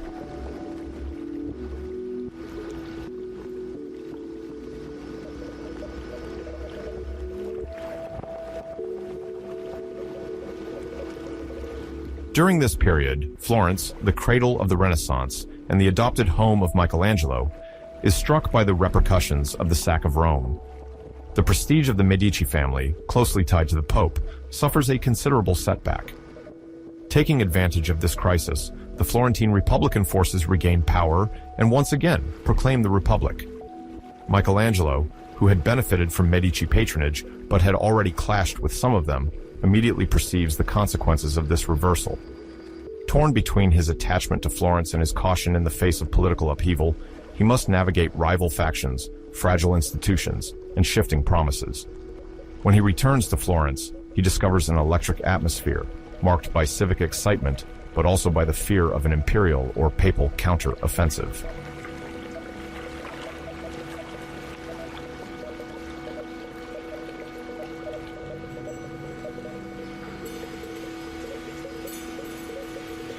The new Republic, eager to protect the city against the armies of Charles V and Medici supporters, seeks to surround itself with recognized talents. In 1528, Michelangelo is appointed the general superintendent of Florence's fortifications and tasked with assessing urban defense. Known primarily as a sculptor, painter, and architect, he does not refuse this military engineering mission, engaging in it with the same rigor he applies to his artistic projects. His role involves supervising the construction and consolidation of bastions, ditches, and ramparts, as well as designing detailed plans to limit vulnerable points. Documents from the era mention his field inspections around the ramparts, his search for innovative solutions, and his exchanges with local contractors. With a solid knowledge of structures and materials, he excels at adapting his skills to the exigencies of war.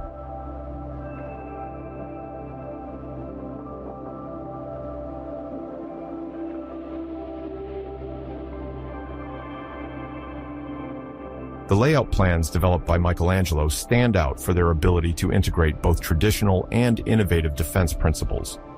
Aware of anticipating modern siege tactics, he studies the arrangement of bastions to allow defenders to fire from the flanks, thus covering blind spots. The ramparts are no longer mere walls, but structured ensembles incorporating sloped embankments to absorb the energy of projectiles and complicate potential invaders' assaults. He also ensures the proper orientation of cannons, the solidity of firing platforms, and the movement of troops between different sections. Thanks to his sculptor's eye, he develops a sensitivity to volume and space that transcends mere fortification, sometimes giving his work a quasi-monumental character.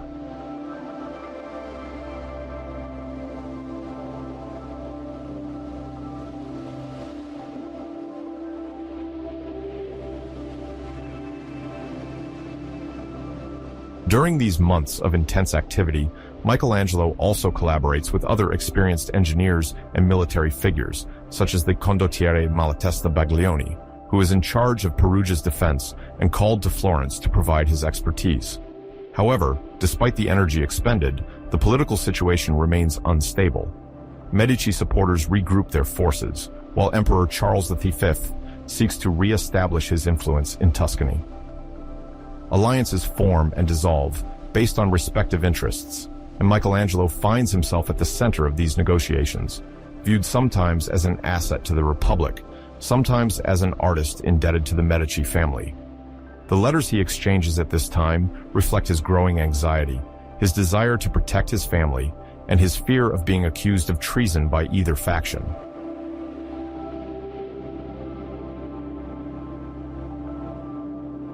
In 1529, the threat of an imminent siege intensifies as imperial troops, supported by significant Spanish contingents, approach Florence.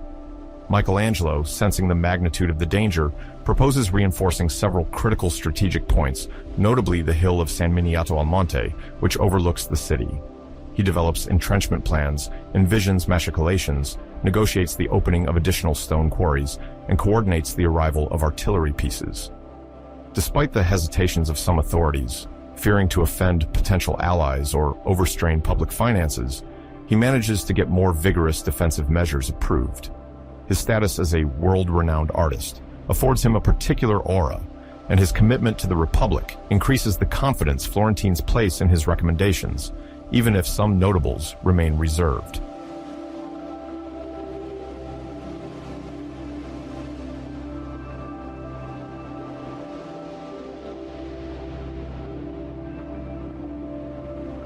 During the summer of 1530, the armies of Charles V, supported by Pope Clement VII, managed to impose a blockade on Florence. The The food reserves dwindled and the Republican resistance waned. Michelangelo, aware that the fortifications could not forever withstand the imperial power, found himself in a delicate situation. The Medici, close to the Pope, saw him as a potential ally, while the Republicans sometimes accused him of insufficiency or personal calculation. To escape reprisals, he even considered leaving the city. Faced with the imminent collapse of the Florentine Republic, he tried to find a compromise to ensure his survival and that of his loved ones. When Florence capitulated in August 1530, Michelangelo opted for a strategy of progressive reintegration, negotiating his return to grace with authorities he had nevertheless fought against.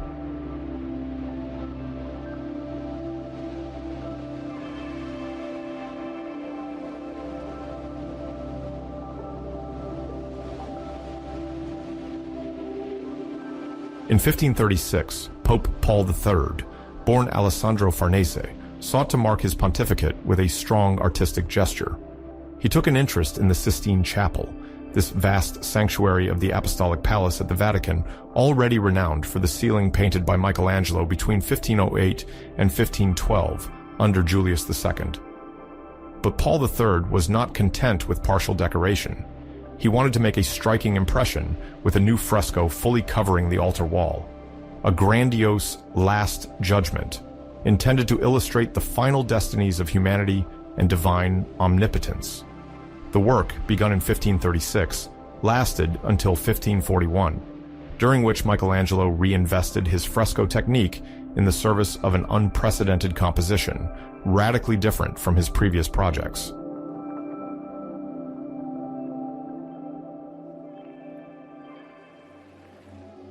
The altar wall of the Sistine, relatively sober until then, became the theater of an apocalyptic vision.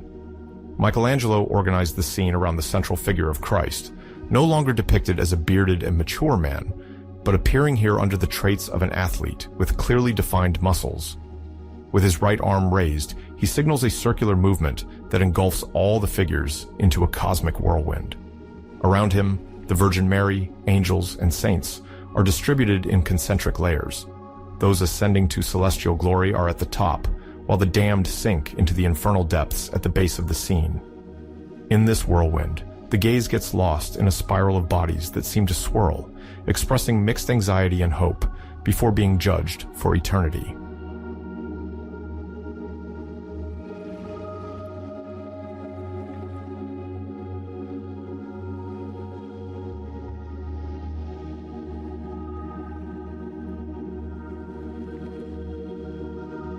To better understand this arrangement, one must remember the artistic and religious tensions of the time.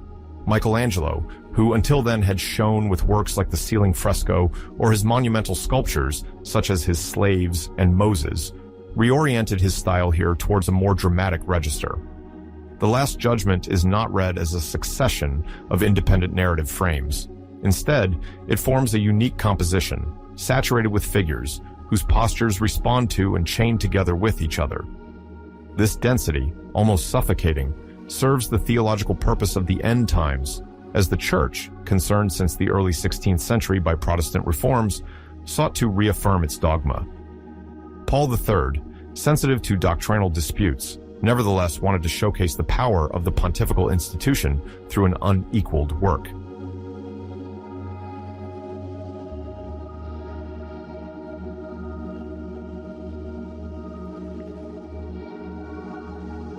At the heart of the fresco, several saints are recognized by specific attributes.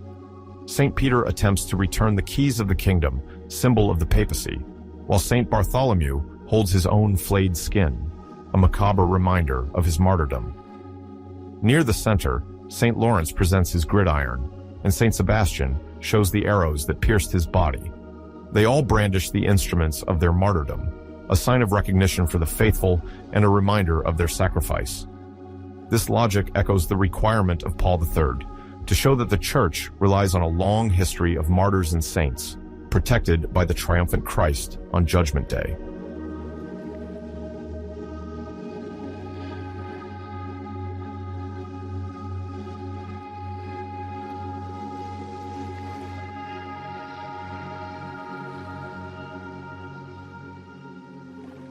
However, the depiction of these saints and angels, all sculptural, sparked major controversy. The nudity of some figures, without veils, was considered shocking by some ecclesiastical dignitaries and art critics of the time. The Council of Trent, whose first sessions began in 1545, had not yet officially set the standards for sacred representation, but the climate of reform was already well established. Several ecclesiastics, fearing confusion between religious art and profane art, railed against the staging of nude bodies in a sacred setting. Biagio da Cesena, the papal master of ceremonies, described them as pitiful indecencies, believing that a chapel should not display what he considered to be a form of license. Michelangelo, who defended his artistic choices, then faced this new sensibility, emerging with the Counter-Reformation.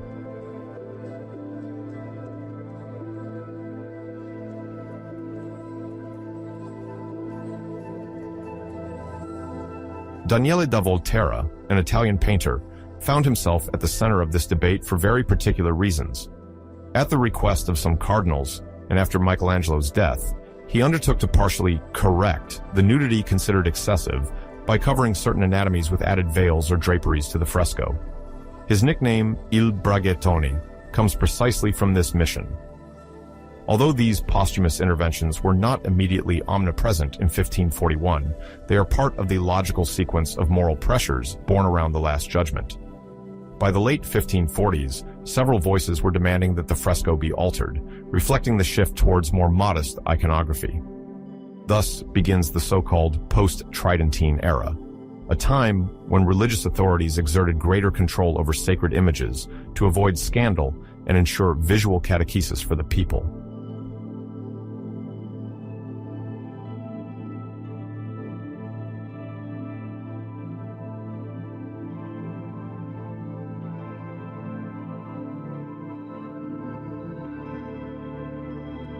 Despite these heated discussions, Michelangelo continued to work on the immense fresco until 1541. The colors were sometimes darker than those of the Sistine ceiling, and the contrasts between shadows and light created an anguished atmosphere.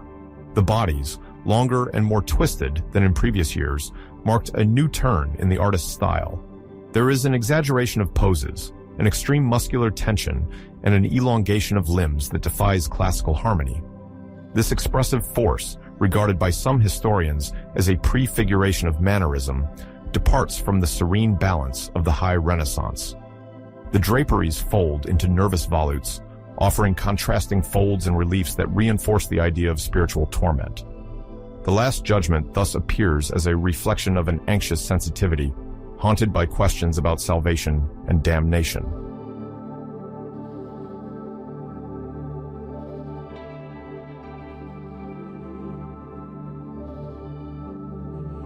On a technical level, Michelangelo once again practiced fresco painting on a high scaffold, but the experience gained from the ceiling helped him manage the constraints of painting in a chapel's vault more effectively. To obtain the flesh tones and deep shadows, he used pigments mixed with water on fresh plaster. Each portion had to be painted quickly, according to the drying time, which required strict planning. The giornate were marked by barely visible seams, indicating the project's progressive advancement. The artist, already in his 60s, regularly complained about the fatigue caused by standing and tilting his neck, but he persevered, driven by the desire to once again push beyond the limits of sacred art.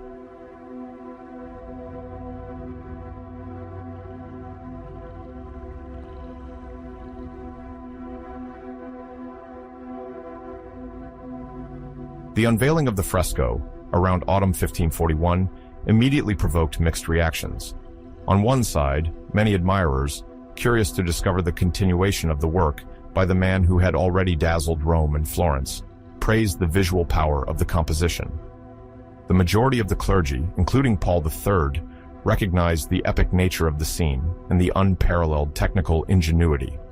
On the other hand, criticisms abounded concerning the nudity, the perceived confusion in the expressions of the damned, and a certain ferocity in Christ's face. Some anonymous pamphlets circulated, accusing the artist of overly highlighting his anatomical knowledge at the expense of religious gravity. Some faithful even found the fresco too frightening for a place of prayer.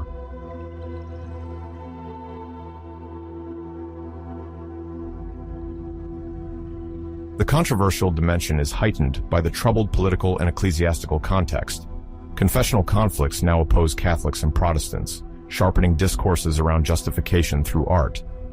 Many theologians attempt to anticipate criticisms from Germany or elsewhere, fearing that certain iconographic boldness might serve arguments hostile to the worship of images. Michelangelo, though protected by Paul III, knows that his Last Judgment serves as a symbol for the papacy while attracting controversies regarding the orthodoxy of representation. He argues for the tradition of Christian art, in which nudity, at least allegorical, has sometimes been used to express the vulnerability of the soul before God's judgment.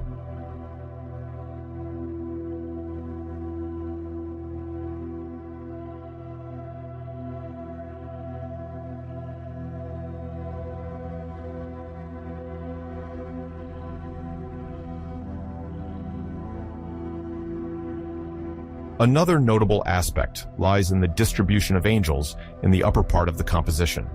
They gather around the various instruments of the Passion, notably the cross, the column of flagellation, and the crown of thorns. This serves as a reminder that salvation offered by Christ requires an awareness of the accomplished sacrifice. The resounding trumpets of the apocalypse, which echo in the bottom right, signal the fateful moment when the dead rise from their graves to be judged. These clearly highlighted biblical references underscore the theological erudition of the program. Michelangelo, aided by ecclesiastical and scholarly advisors, weaves a visual narrative mixing hope and fear, glory and terror.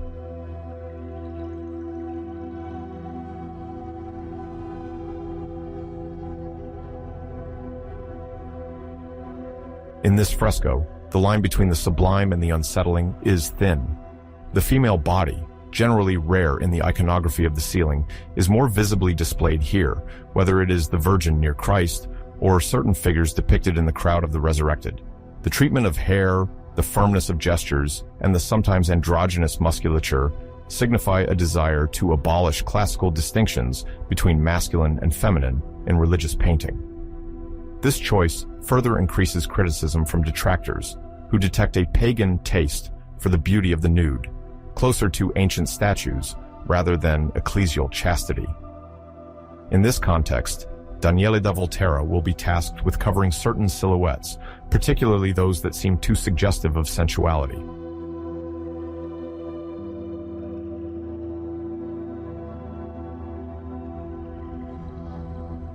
Michelangelo, well aware of these tensions, develops an absolute confidence in the strength of his visual language. He knows that Rome is accustomed to receiving ambassadors, scholars, and artists from all over Europe. The Last Judgment, once completed, will become an essential attraction, a milestone for understanding papal grandeur and the aesthetics of the late Renaissance. Accounts from the Time report that reactions to the fresco were often a mix of wonder and unease, proof that the artist had captured the power of Christ's return at the end of times, evoking hope or fright. Many contemporaries also acknowledge the boldness of the layout, which rarely relies on strict pillars or guiding lines, but almost entirely revolves around the central dynamic of the Christ-like gesture.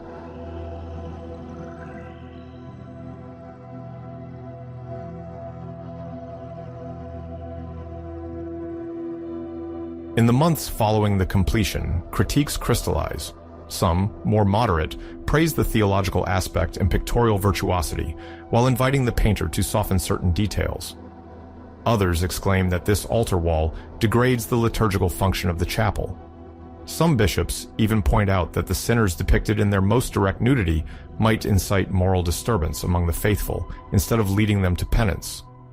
Michelangelo argues that nudity refers to the original innocence, that the bodies already conveyed his concern for anatomical accuracy, and that to account for an absolute event like God's judgment, any form of concealment would be contrary to the truth of the soul confronting its creator.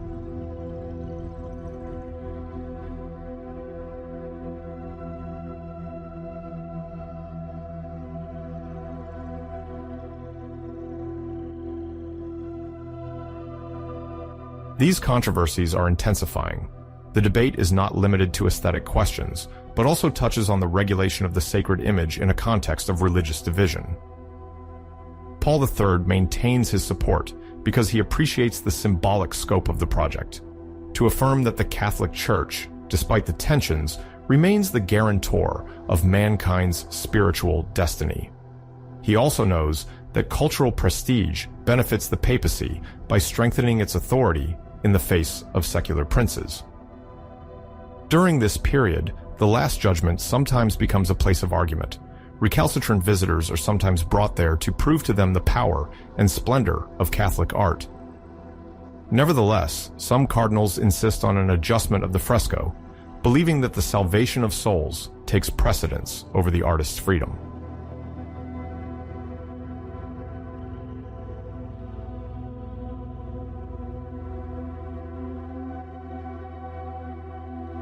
Shortly after 1541, the controversy only intensifies, marking a turning point in the history of the Sistine Chapel. The creative freedom that characterized the first half of the 16th century is quickly framed by the moral directives and emerging rigor of the Council of Trent. The Last Judgment, with its radical novelty, its portrayal of an imperious judging Christ, and the nudity of so many sacred figures, becomes the symbol of a cultural battle between proponents of expressive art, honoring ancient tradition, and defenders of art more in line with the decency posited by the post-Reformation Church. This ambiguity makes the work an essential milestone to understand how, in the last decades of the 16th century, Rome is preparing to impose stricter regulations on sacred artistic creation.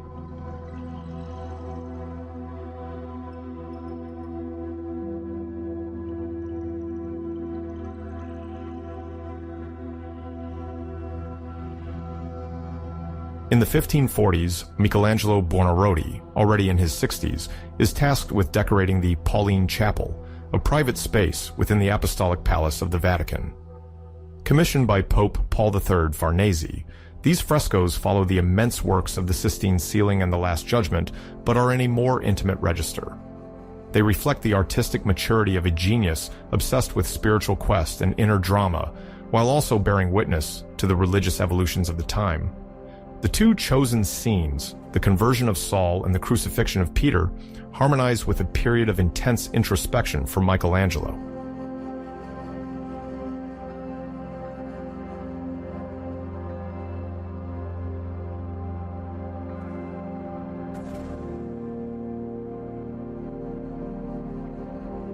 The conversion of Saul, completed around 1545, illustrates the dramatic moment when the future Apostle Paul, then a persecutor of Christians, is knocked off his horse and blinded by divine light. Michelangelo organizes the scene around an accented diagonal that gives the composition an almost irrepressible dynamism. The figures, placed in a very tight space, seem panicked, while Saul, with arms raised, embodies the violence of spiritual awakening. This iconographic choice corresponds to the artist's growing interest in the confrontation between flesh and illumination, a theme that culminates in his later art.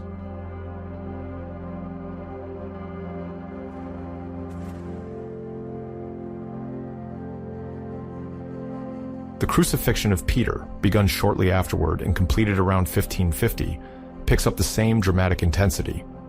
This scene shows the Apostle Peter, considered the first bishop of Rome, about to be crucified upside down to follow Christ's example while acknowledging his humility. Michelangelo uses diagonal lines to suggest the inclination of the body and the inevitable physical fall. The tense muscles, the twist of the torso, and the tension of the assistants reflect both physical suffering and the power of faith, a confrontation between the visible and the invisible that immediately captivates the viewer.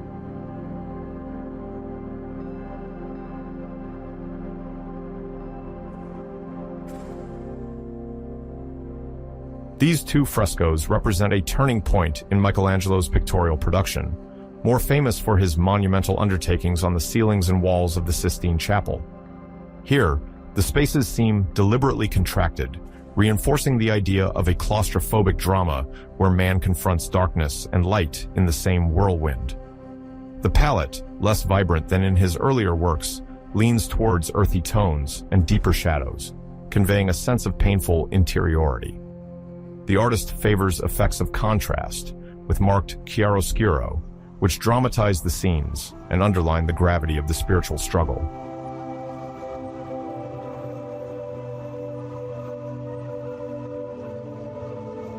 The spiritual dimension of Michelangelo during the 1540s is inseparable from his ties with certain devout circles and his correspondence with Vittoria Colonna, an Italian aristocrat renowned for her piety and erudition.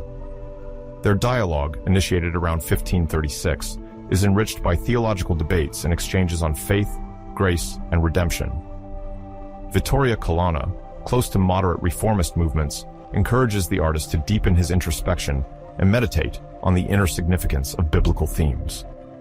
The letters they exchange and the poems they compose express a fervent quest for a purifying divine love.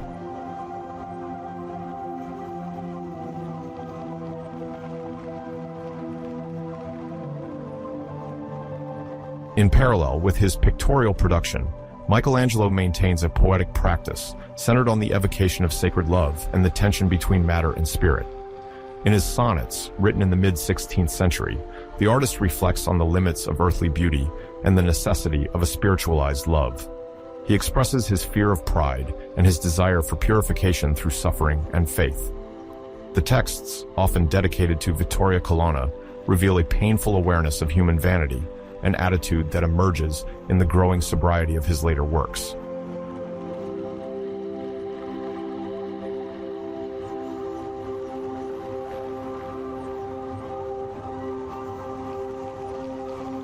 In parallel, Michelangelo offers a few close associates particularly refined drawings that he conceives as meditative gifts.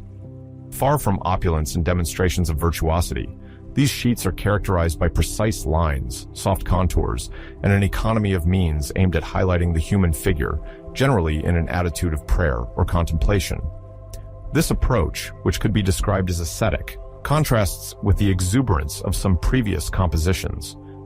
It reflects the artist's desire to draw from the act of drawing itself a path to self-knowledge and contemplation of the divine.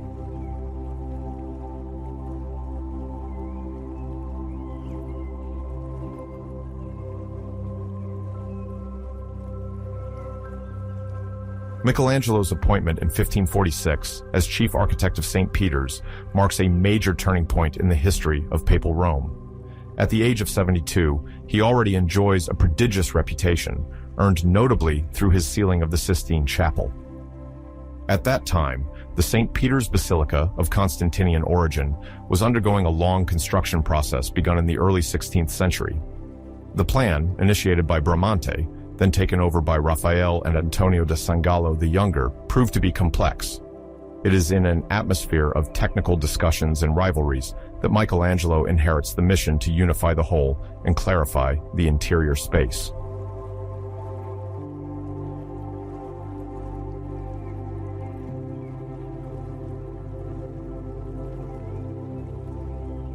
Michelangelo's first decision is to redefine the structure of St. Peter's, deemed cluttered with superfluous masonry. He wants to reclaim the clarity of Bramante's initial concept, based on a Greek cross with equal arms. To reinforce this plan, he eliminates several additions and introduces a colossal order, where columns and pilasters rise over several levels. This approach grants an unprecedented monumentality, guiding the gaze toward the future dome. The artist also seeks to enhance the impression of unity. By liberating the central axis and clarifying the distribution of chapels, he gives the interior an almost theatrical character, intended to exalt the spiritual sense of the edifice. This reorganization, however, sparks debates within the Curia, which fears additional delays.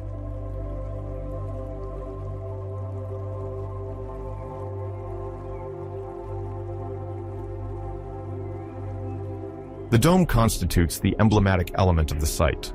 Inspired by Filippo Brunelleschi, Michelangelo envisions a double-shell dome, combining solidity and lightness. The outer shell outlines an imposing profile, adorned with ribs focusing the light, while the inner shell reinforces the overall stability. Supporting arches and buttresses, planned around the drum, are meant to contain the thrust exerted by this mass of stone. Although Michelangelo does not see its completion, he dies in 1564, while the dome is finally completed by Giacomo della Porta. His drawings determine the general silhouette.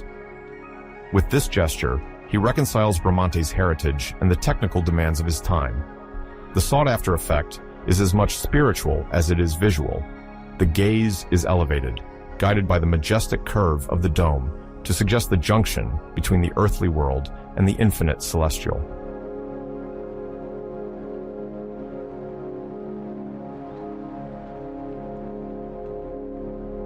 Simultaneously, Michelangelo rethinks the Capitoline Hill dominating ancient Rome.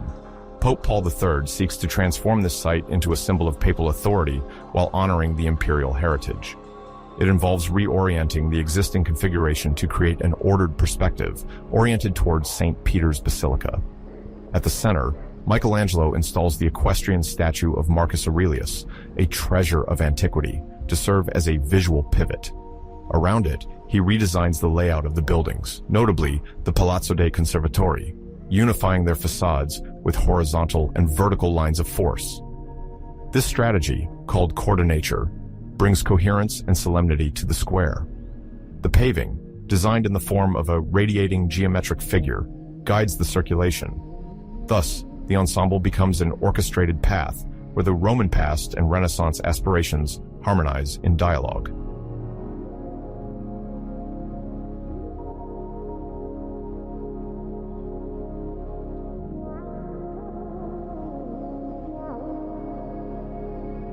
To complete this scenography, Michelangelo harmonizes the volumes and proportions of the neighboring palaces, avoiding the glaring disparities that would have broken the effect of unity.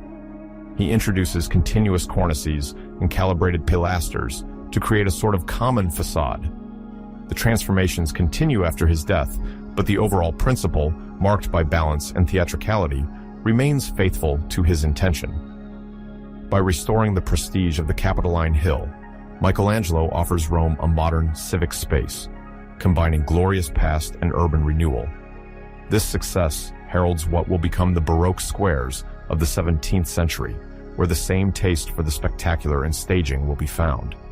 In this project, the artist demonstrates that he is not only a sculptor or painter, but also a visionary urban planner, capable of rethinking the very topography of the city.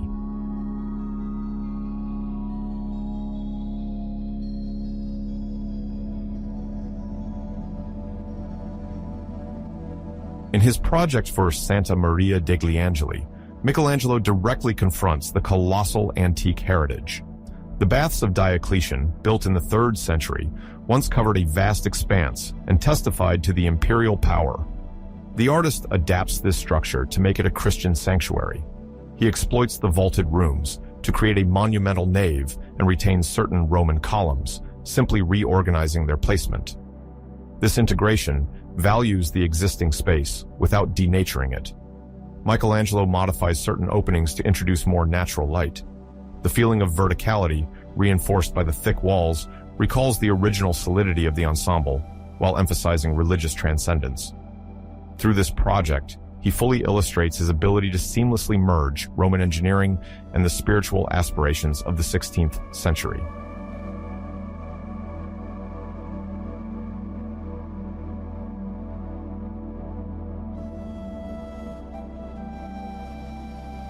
Porta Pia, undertaken from 1561 under the pontificate of Pius IV, illustrates Michelangelo's resolutely experimental approach.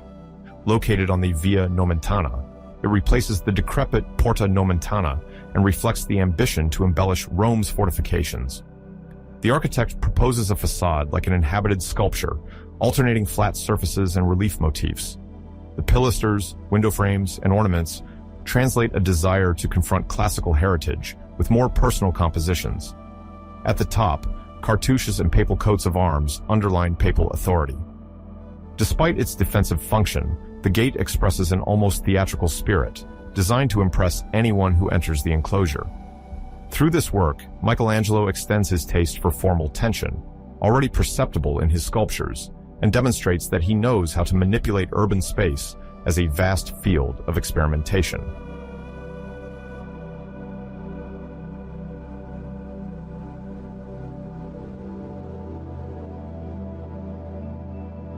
Michelangelo Buonarroti's inner journey, often overshadowed by the grandeur of his monumental achievements, is remarkably expressed in his epistolary and affective relationships, as well as in his poetic writings.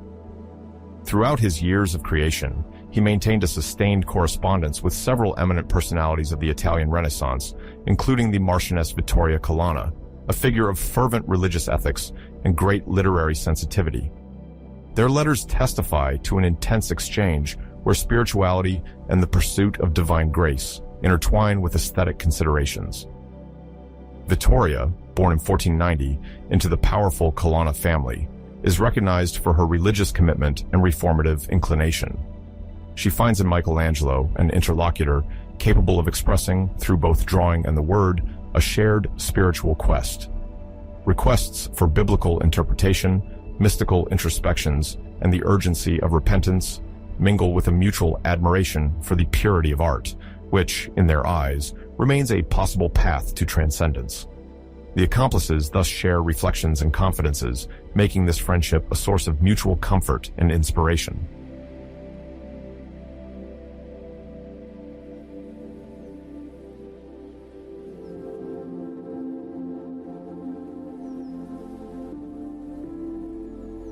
The exchange with this woman of letters is doubled by another singular correspondence that engaged with the young Roman gentleman Tommaso de' Cavalieri.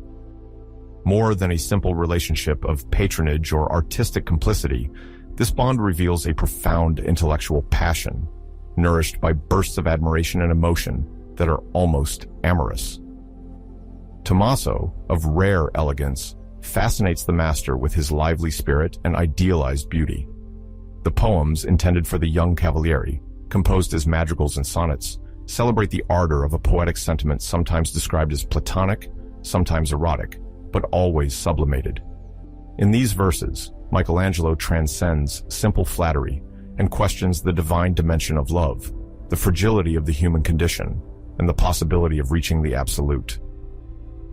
The metaphors embrace light, stone, and flame, and refer to the tension between earthly desire and spiritual quest. Thus, the letters and poems dedicated to Tommaso de' Cavalieri become an intimate dialogue, where the artist reveals himself to be more vulnerable than he would dare to admit publicly. This morally complex feeling, experienced in the Italy of the first half of the 16th century, proves to be a driving force for expression for a Michelangelo beset by inner turmoil and tempted by a constant search for perfection.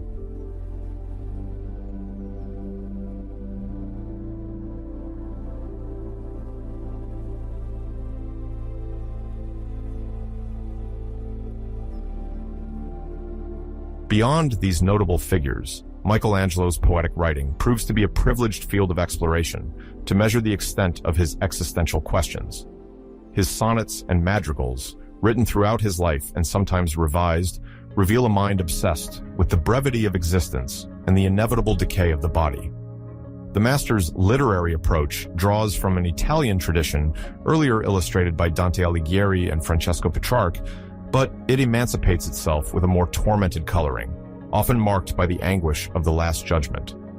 His verses evoke the inevitable passage of time, the vanity of physical forms, and the deep need for redemption in the face of an all-powerful creator. Some poems address God directly, pleading for understanding or mercy, while others internalize the doubts of a man lucid about the imperfection of his own soul. The themes addressed, comparison of marble to the soul, reference to sculpture as a metaphor for the spiritual journey, allow one to glimpse the philosophical dimension of this multifaceted artist. His writing, although imbued with the Tuscan language, aims to be universal, as it refers to profound questions about the purpose of artistic creation and the place of man in the cosmic order.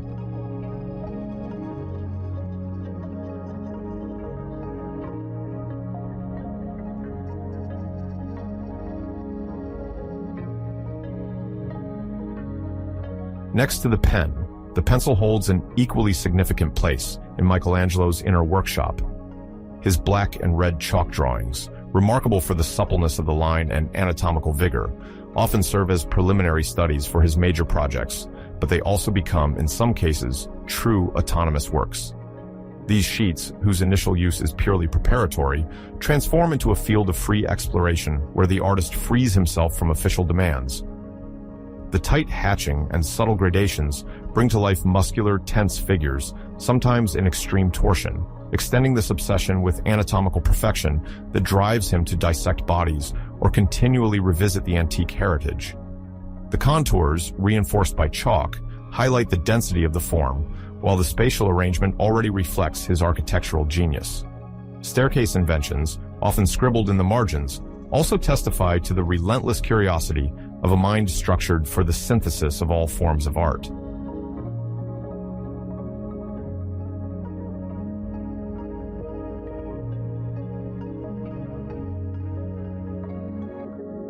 Michelangelo sometimes offers these drawings as gifts to a select few intimates, as a token of esteem or affection.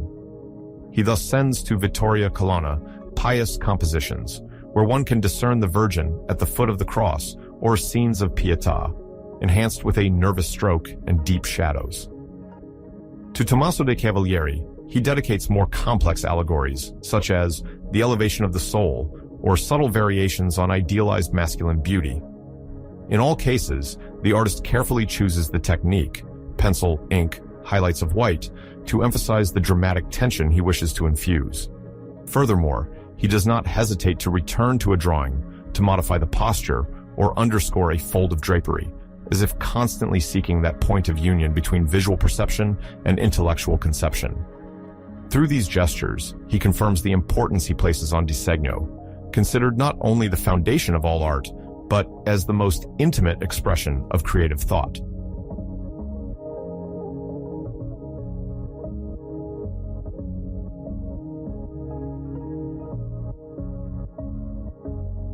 This rigor is also reflected in the operation of his workshop, whose number of assistants remains always limited.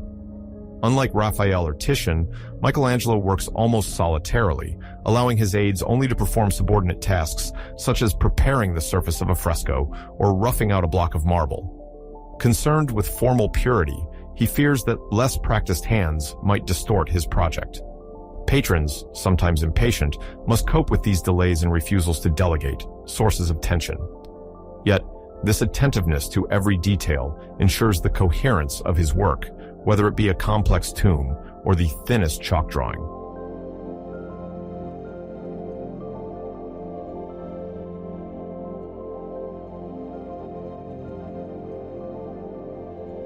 The character of Michelangelo is also marked by this quest for the absolute. Contemporaries describe a stern man, little inclined to pleasures, who sometimes sleeps in his clothes and neglects any show of attire. Pride and susceptibility constitute the flip side of an exacerbated sensitivity, quick to feel attacked at the slightest doubt expressed about his art. In his letters, addressed to his nephews or close friends, however, a profound tenderness shines through, coupled with discreet generosity. He financially supports certain family members and does not hesitate to advise younger artists. Far from presenting himself as an official master, he prefers to cultivate a restricted circle, opening up only to those whose sincerity he esteems. Thus, pen, drawing, and word weave an intimate network, revealing the proud solitude of a spirit intolerant of mediocrity. More letters will come to illuminate this intimate paradox.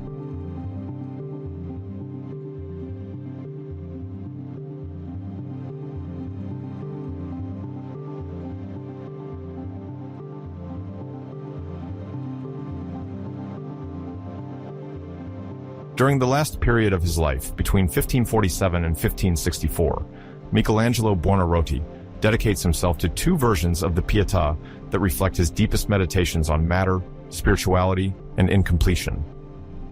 For an international audience unfamiliar with the history of the Italian Renaissance, it should be noted that the term Pietà refers to a scene where the Virgin Mary holds the dead body of Christ after the descent from the cross. This theme already existed since the Middle Ages, often associated with representations of sacred compassion and sorrow. In Michelangelo's work, it takes on a personal, even mystical dimension, related to his increasingly intense religious sentiment as the years go by.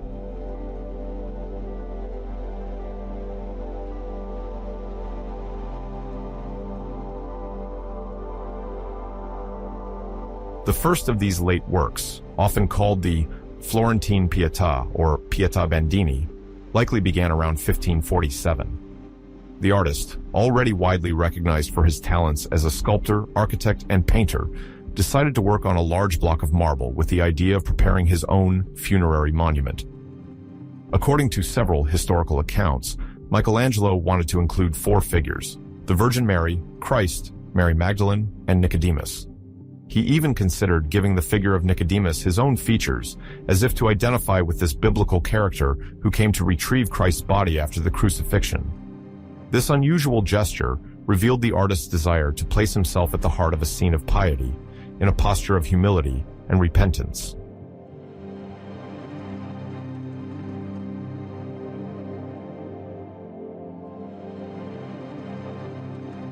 The marble used for this Pietà, known for being difficult to sculpt, soon became a source of great frustration.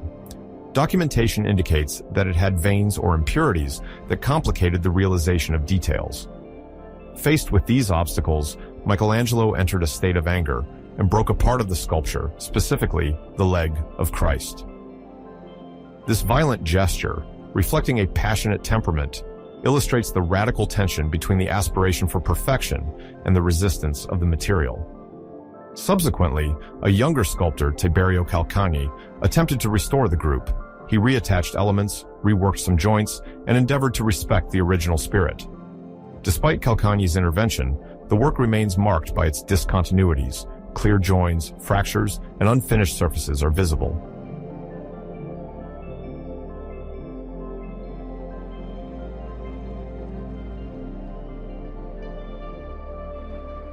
This incompleteness contributes to the expressive force of the Florentine Pietà.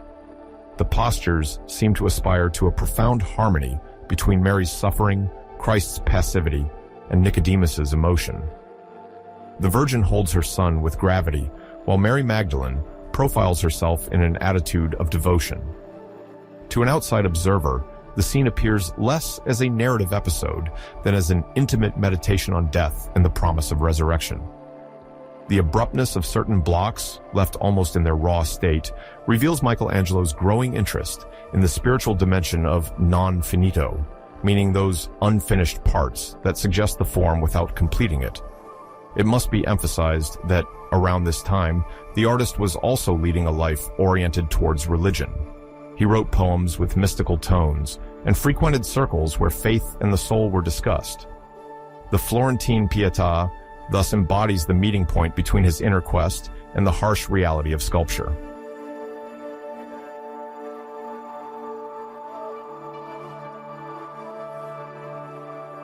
The second major late Pietà, called Pietà Rondinini, in reference to the Palazzo Rondinini in Rome where it was once located, completes this cycle of devotional works.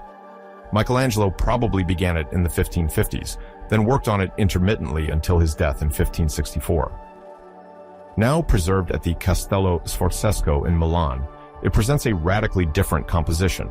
The Virgin and Christ, almost fused together, give an impression of vertical stretching, breaking with the classical harmony of his previous sculptures. The viewer can barely discern the separation between the two bodies, as if the artist wanted to emphasize the spiritual unity of the mother and son, united in suffering and the hope of resurrection.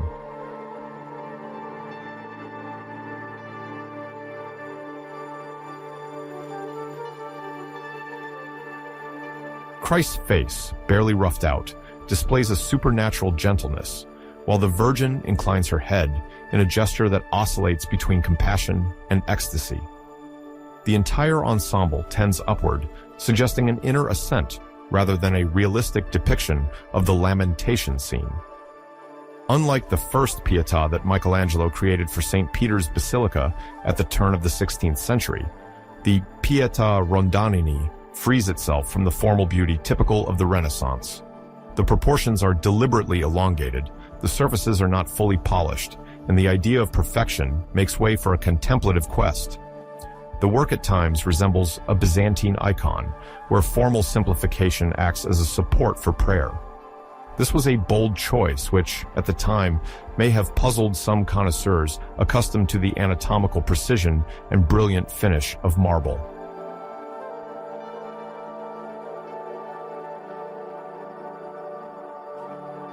Nonfinito aesthetics, figures emerging from the block, struggle with the stone made visible, metaphor of an unfinished creature before God.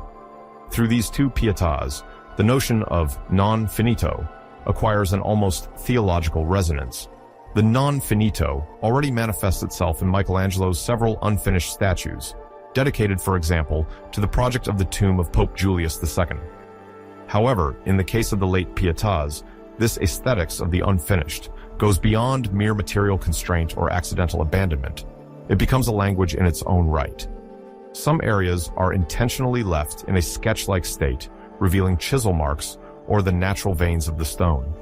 The figures seem to emerge from the rock as if their form were still rising from chaos, an image of man himself, unfinished in this world and called to an ultimate perfection.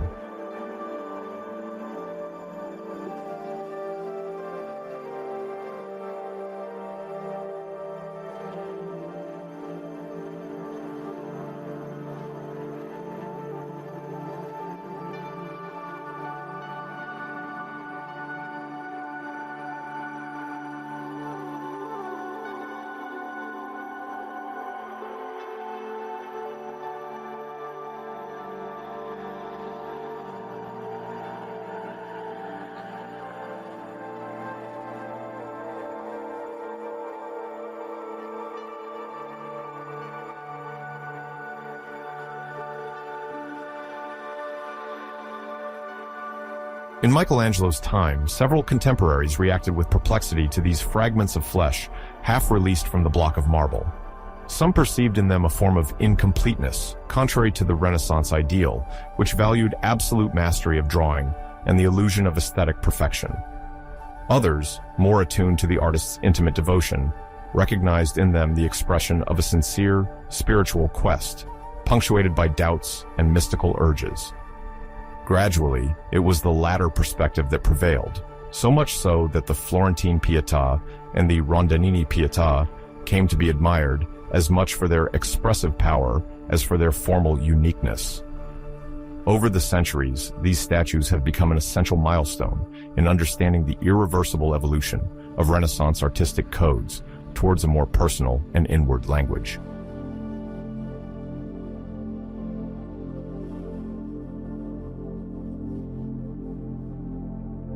Michelangelo died in Rome on February 18, 1564, at the end of a life marked by an extraordinary creative abundance. Although his later years were largely devoted to architecture, notably the continuation of work on St. Peter's Basilica, he remains profoundly identified as a sculptor and painter, as well as a poet in his spare time. His passing immediately stirred emotion in the papal capital, where he had established himself as an indispensable figure on the official projects. His influence extended beyond Italy's borders, thanks to the accounts of his contemporaries and the long-standing fame of his major works. The first echoes of his death emphasized his status as an almost untouchable genius, elevated among the great names of the Italian Renaissance and revered as a cultural icon.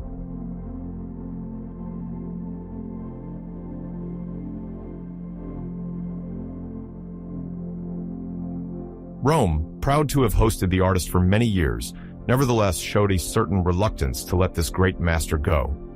Florence, on the other hand, had long fostered the idea that Michelangelo belonged to its heritage, like a prodigal son whose memory it wished to honor at all costs.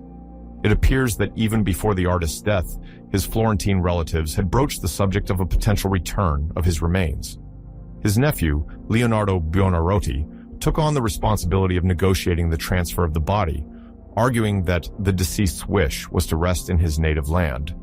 In a context where political rivalries and religious considerations intertwined, discreet negotiations began to organize this delicate repatriation.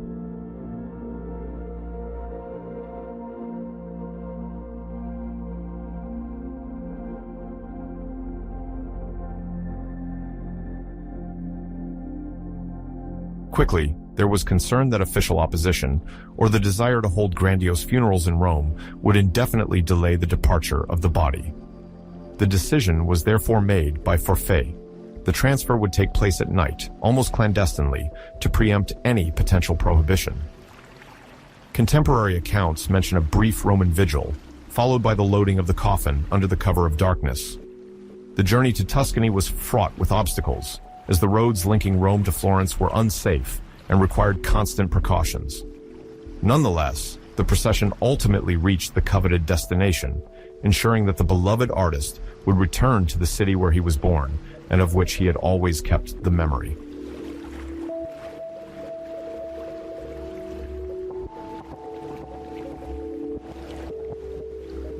Once arrived in Florence, Michelangelo's body is laid to rest at the Basilica of Santa Croce, an emblematic site built by the Franciscans, sometimes referred to as the Temple of Italian Glories. Already resting there are major historical figures, establishing this sanctuary as a pantheon of Florentine culture. The burial of Michelangelo in this church symbolizes the culmination of the recognition that the city bestows upon him. The local leaders, aware of the spiritual and political importance of such an event, immediately considered the erection of a funerary monument worthy of his genius. Florence rallies to commemorate the great sculptor and painter, who embodies both artisanal excellence and the humanist spirit. In these early discussions, one can already perceive the will to transform Michelangelo into a quasi-secular saint, celebrating not the Christian sanctity of the deceased, but rather the artistic and intellectual sanctity he represents.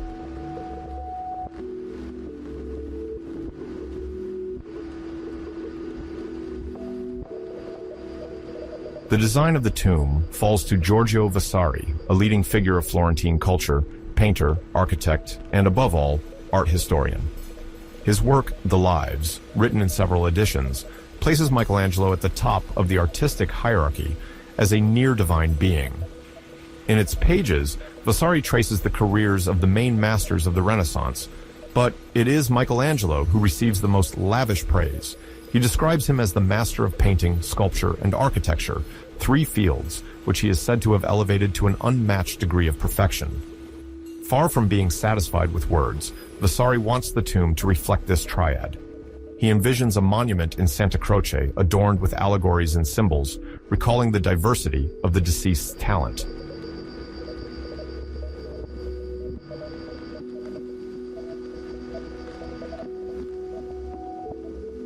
From then on, the idea of the secular canonization of Michelangelo becomes a tangible fact. His work is immortalized by celebrating it through a monumental decor and associating it with a civic cult. It is not a religious ceremony in the traditional sense, even though it takes place in a holy place. Rather, it is about sanctifying the artist himself, elevating him to the rank of a cultural beacon, an absolute example to be admired and imitated. In the years that follow, this veneration directly stimulates the development of artistic movements that claim to be inspired by him, provoking what is sometimes called Michelangelism.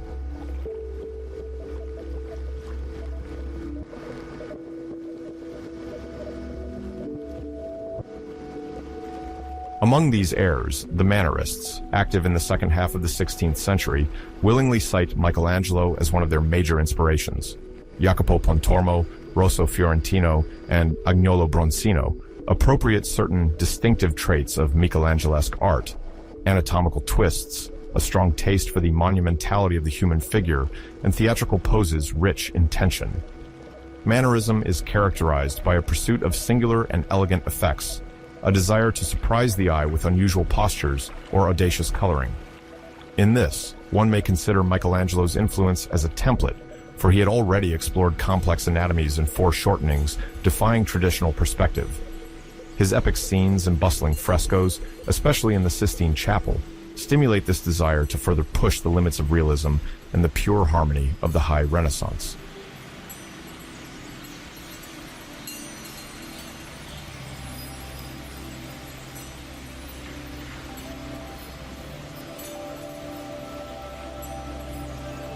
This movement of admiration continues into the 17th century, with the emergence of the Baroque style, which emphasizes exuberance and movement.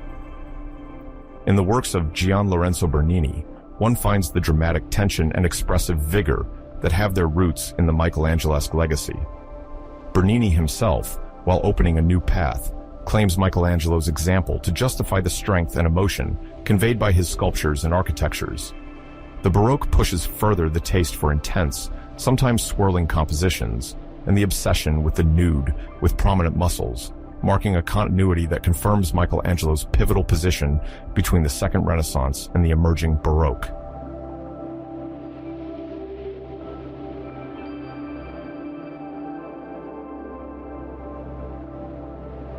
In parallel, Michelangelo's authority became institutionalized with the foundation of academies that established him as a reference.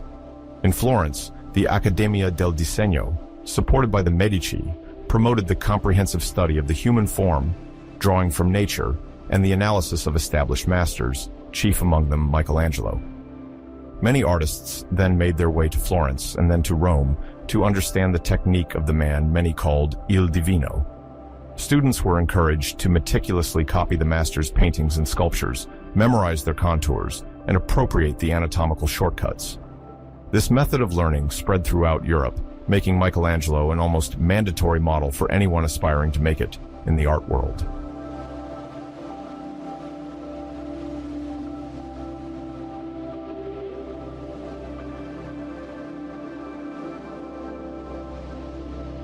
Little by little, a true intellectual pilgrimage emerged. Visiting the Sistine Chapel or examining the David in Florence became a rite.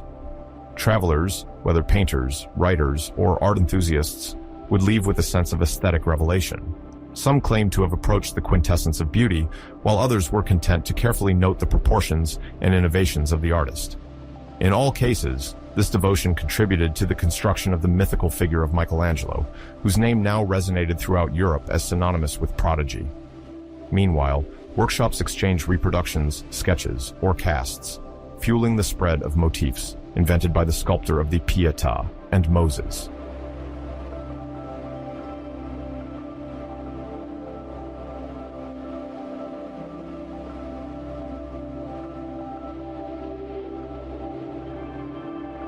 It is within this context of collective exaltation that several legends surrounding the master took shape and persisted. The most famous concerns his posture during the painting of the Sistine Chapel ceiling. For a long time, a popular tradition claimed that he lay on a scaffold, brush in hand, his gaze fixed on the immense surface to be covered. However, thorough research into his correspondence, notably a letter where he complained of neck and back pain, shows that he worked mainly standing, leaning back to reach the curvature of the ceiling. This myth nevertheless persists in the collective imagination, as it reinforces the idea of an extraordinary physical and mental feat, the reality of which is certainly not diminished by the actual posture.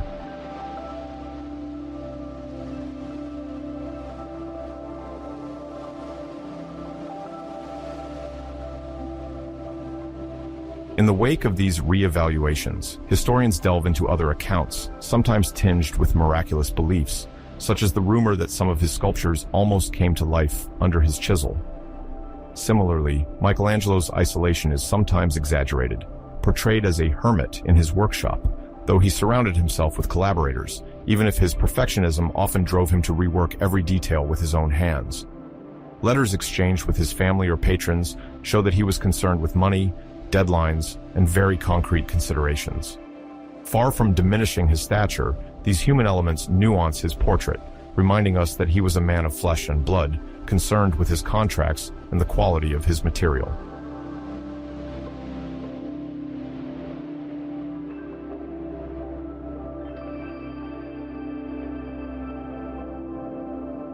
His poems also play a significant role in understanding Michelangelo's personality beyond the myth. In these verses, he reveals a tormented spirit, imbued with religiosity and existential questions, often obsessed with the matter of salvation or the quest for transcendent beauty. The correspondence he maintained with Vittoria Colonna, an Italian noblewoman and poet, testifies to a spiritual and deeply human exchange. Similarly, his friendship with Tommaso de' Cavalieri inspired a series of poems where tenderness, admiration, and the idealization of youthful masculinity shine through. Far from a purely technical framework, Michelangelo appeared through his writings as a passionate being, aware of life's brevity and the possible vanity of earthly achievements in the face of the infinity of faith.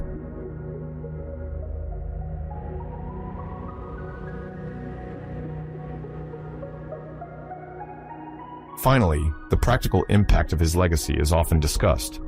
The Sistine project, contrary to legend, was never a work executed in solitude, even though Michelangelo was in charge of both the design and execution almost simultaneously. He had to deal with the preparations, the pigments, the mortars, the adjustments of scaffolding, and the actors of the papal curia.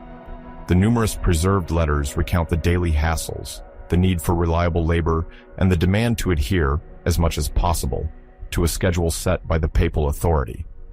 They also testify to his imperative will to control everything, even at the risk of confronting conflicts of interest or jealousy. These concrete aspects, far from being just an aesthetic marvel, complete the picture of an artist who could be methodical, even uncompromising, in the management of large-scale projects.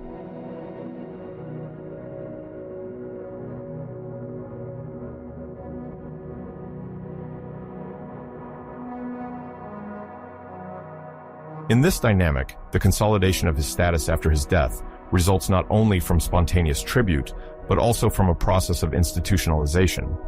The academies, encouraged by the Grand Duchies and the popes, contributed to establishing Michelangelo as the absolute reference for those eager to shine in the eyes of patrons. The art treatises, written at the end of the 16th and in the 17th century, emphasized the importance of his innovations, found in drawing manuals or in professors' arguments who praised the necessity of studying his style. Gradually, the cult extends, augmented by the material presence of his works in iconic places, transformed into mandatory stops on a cultural journey.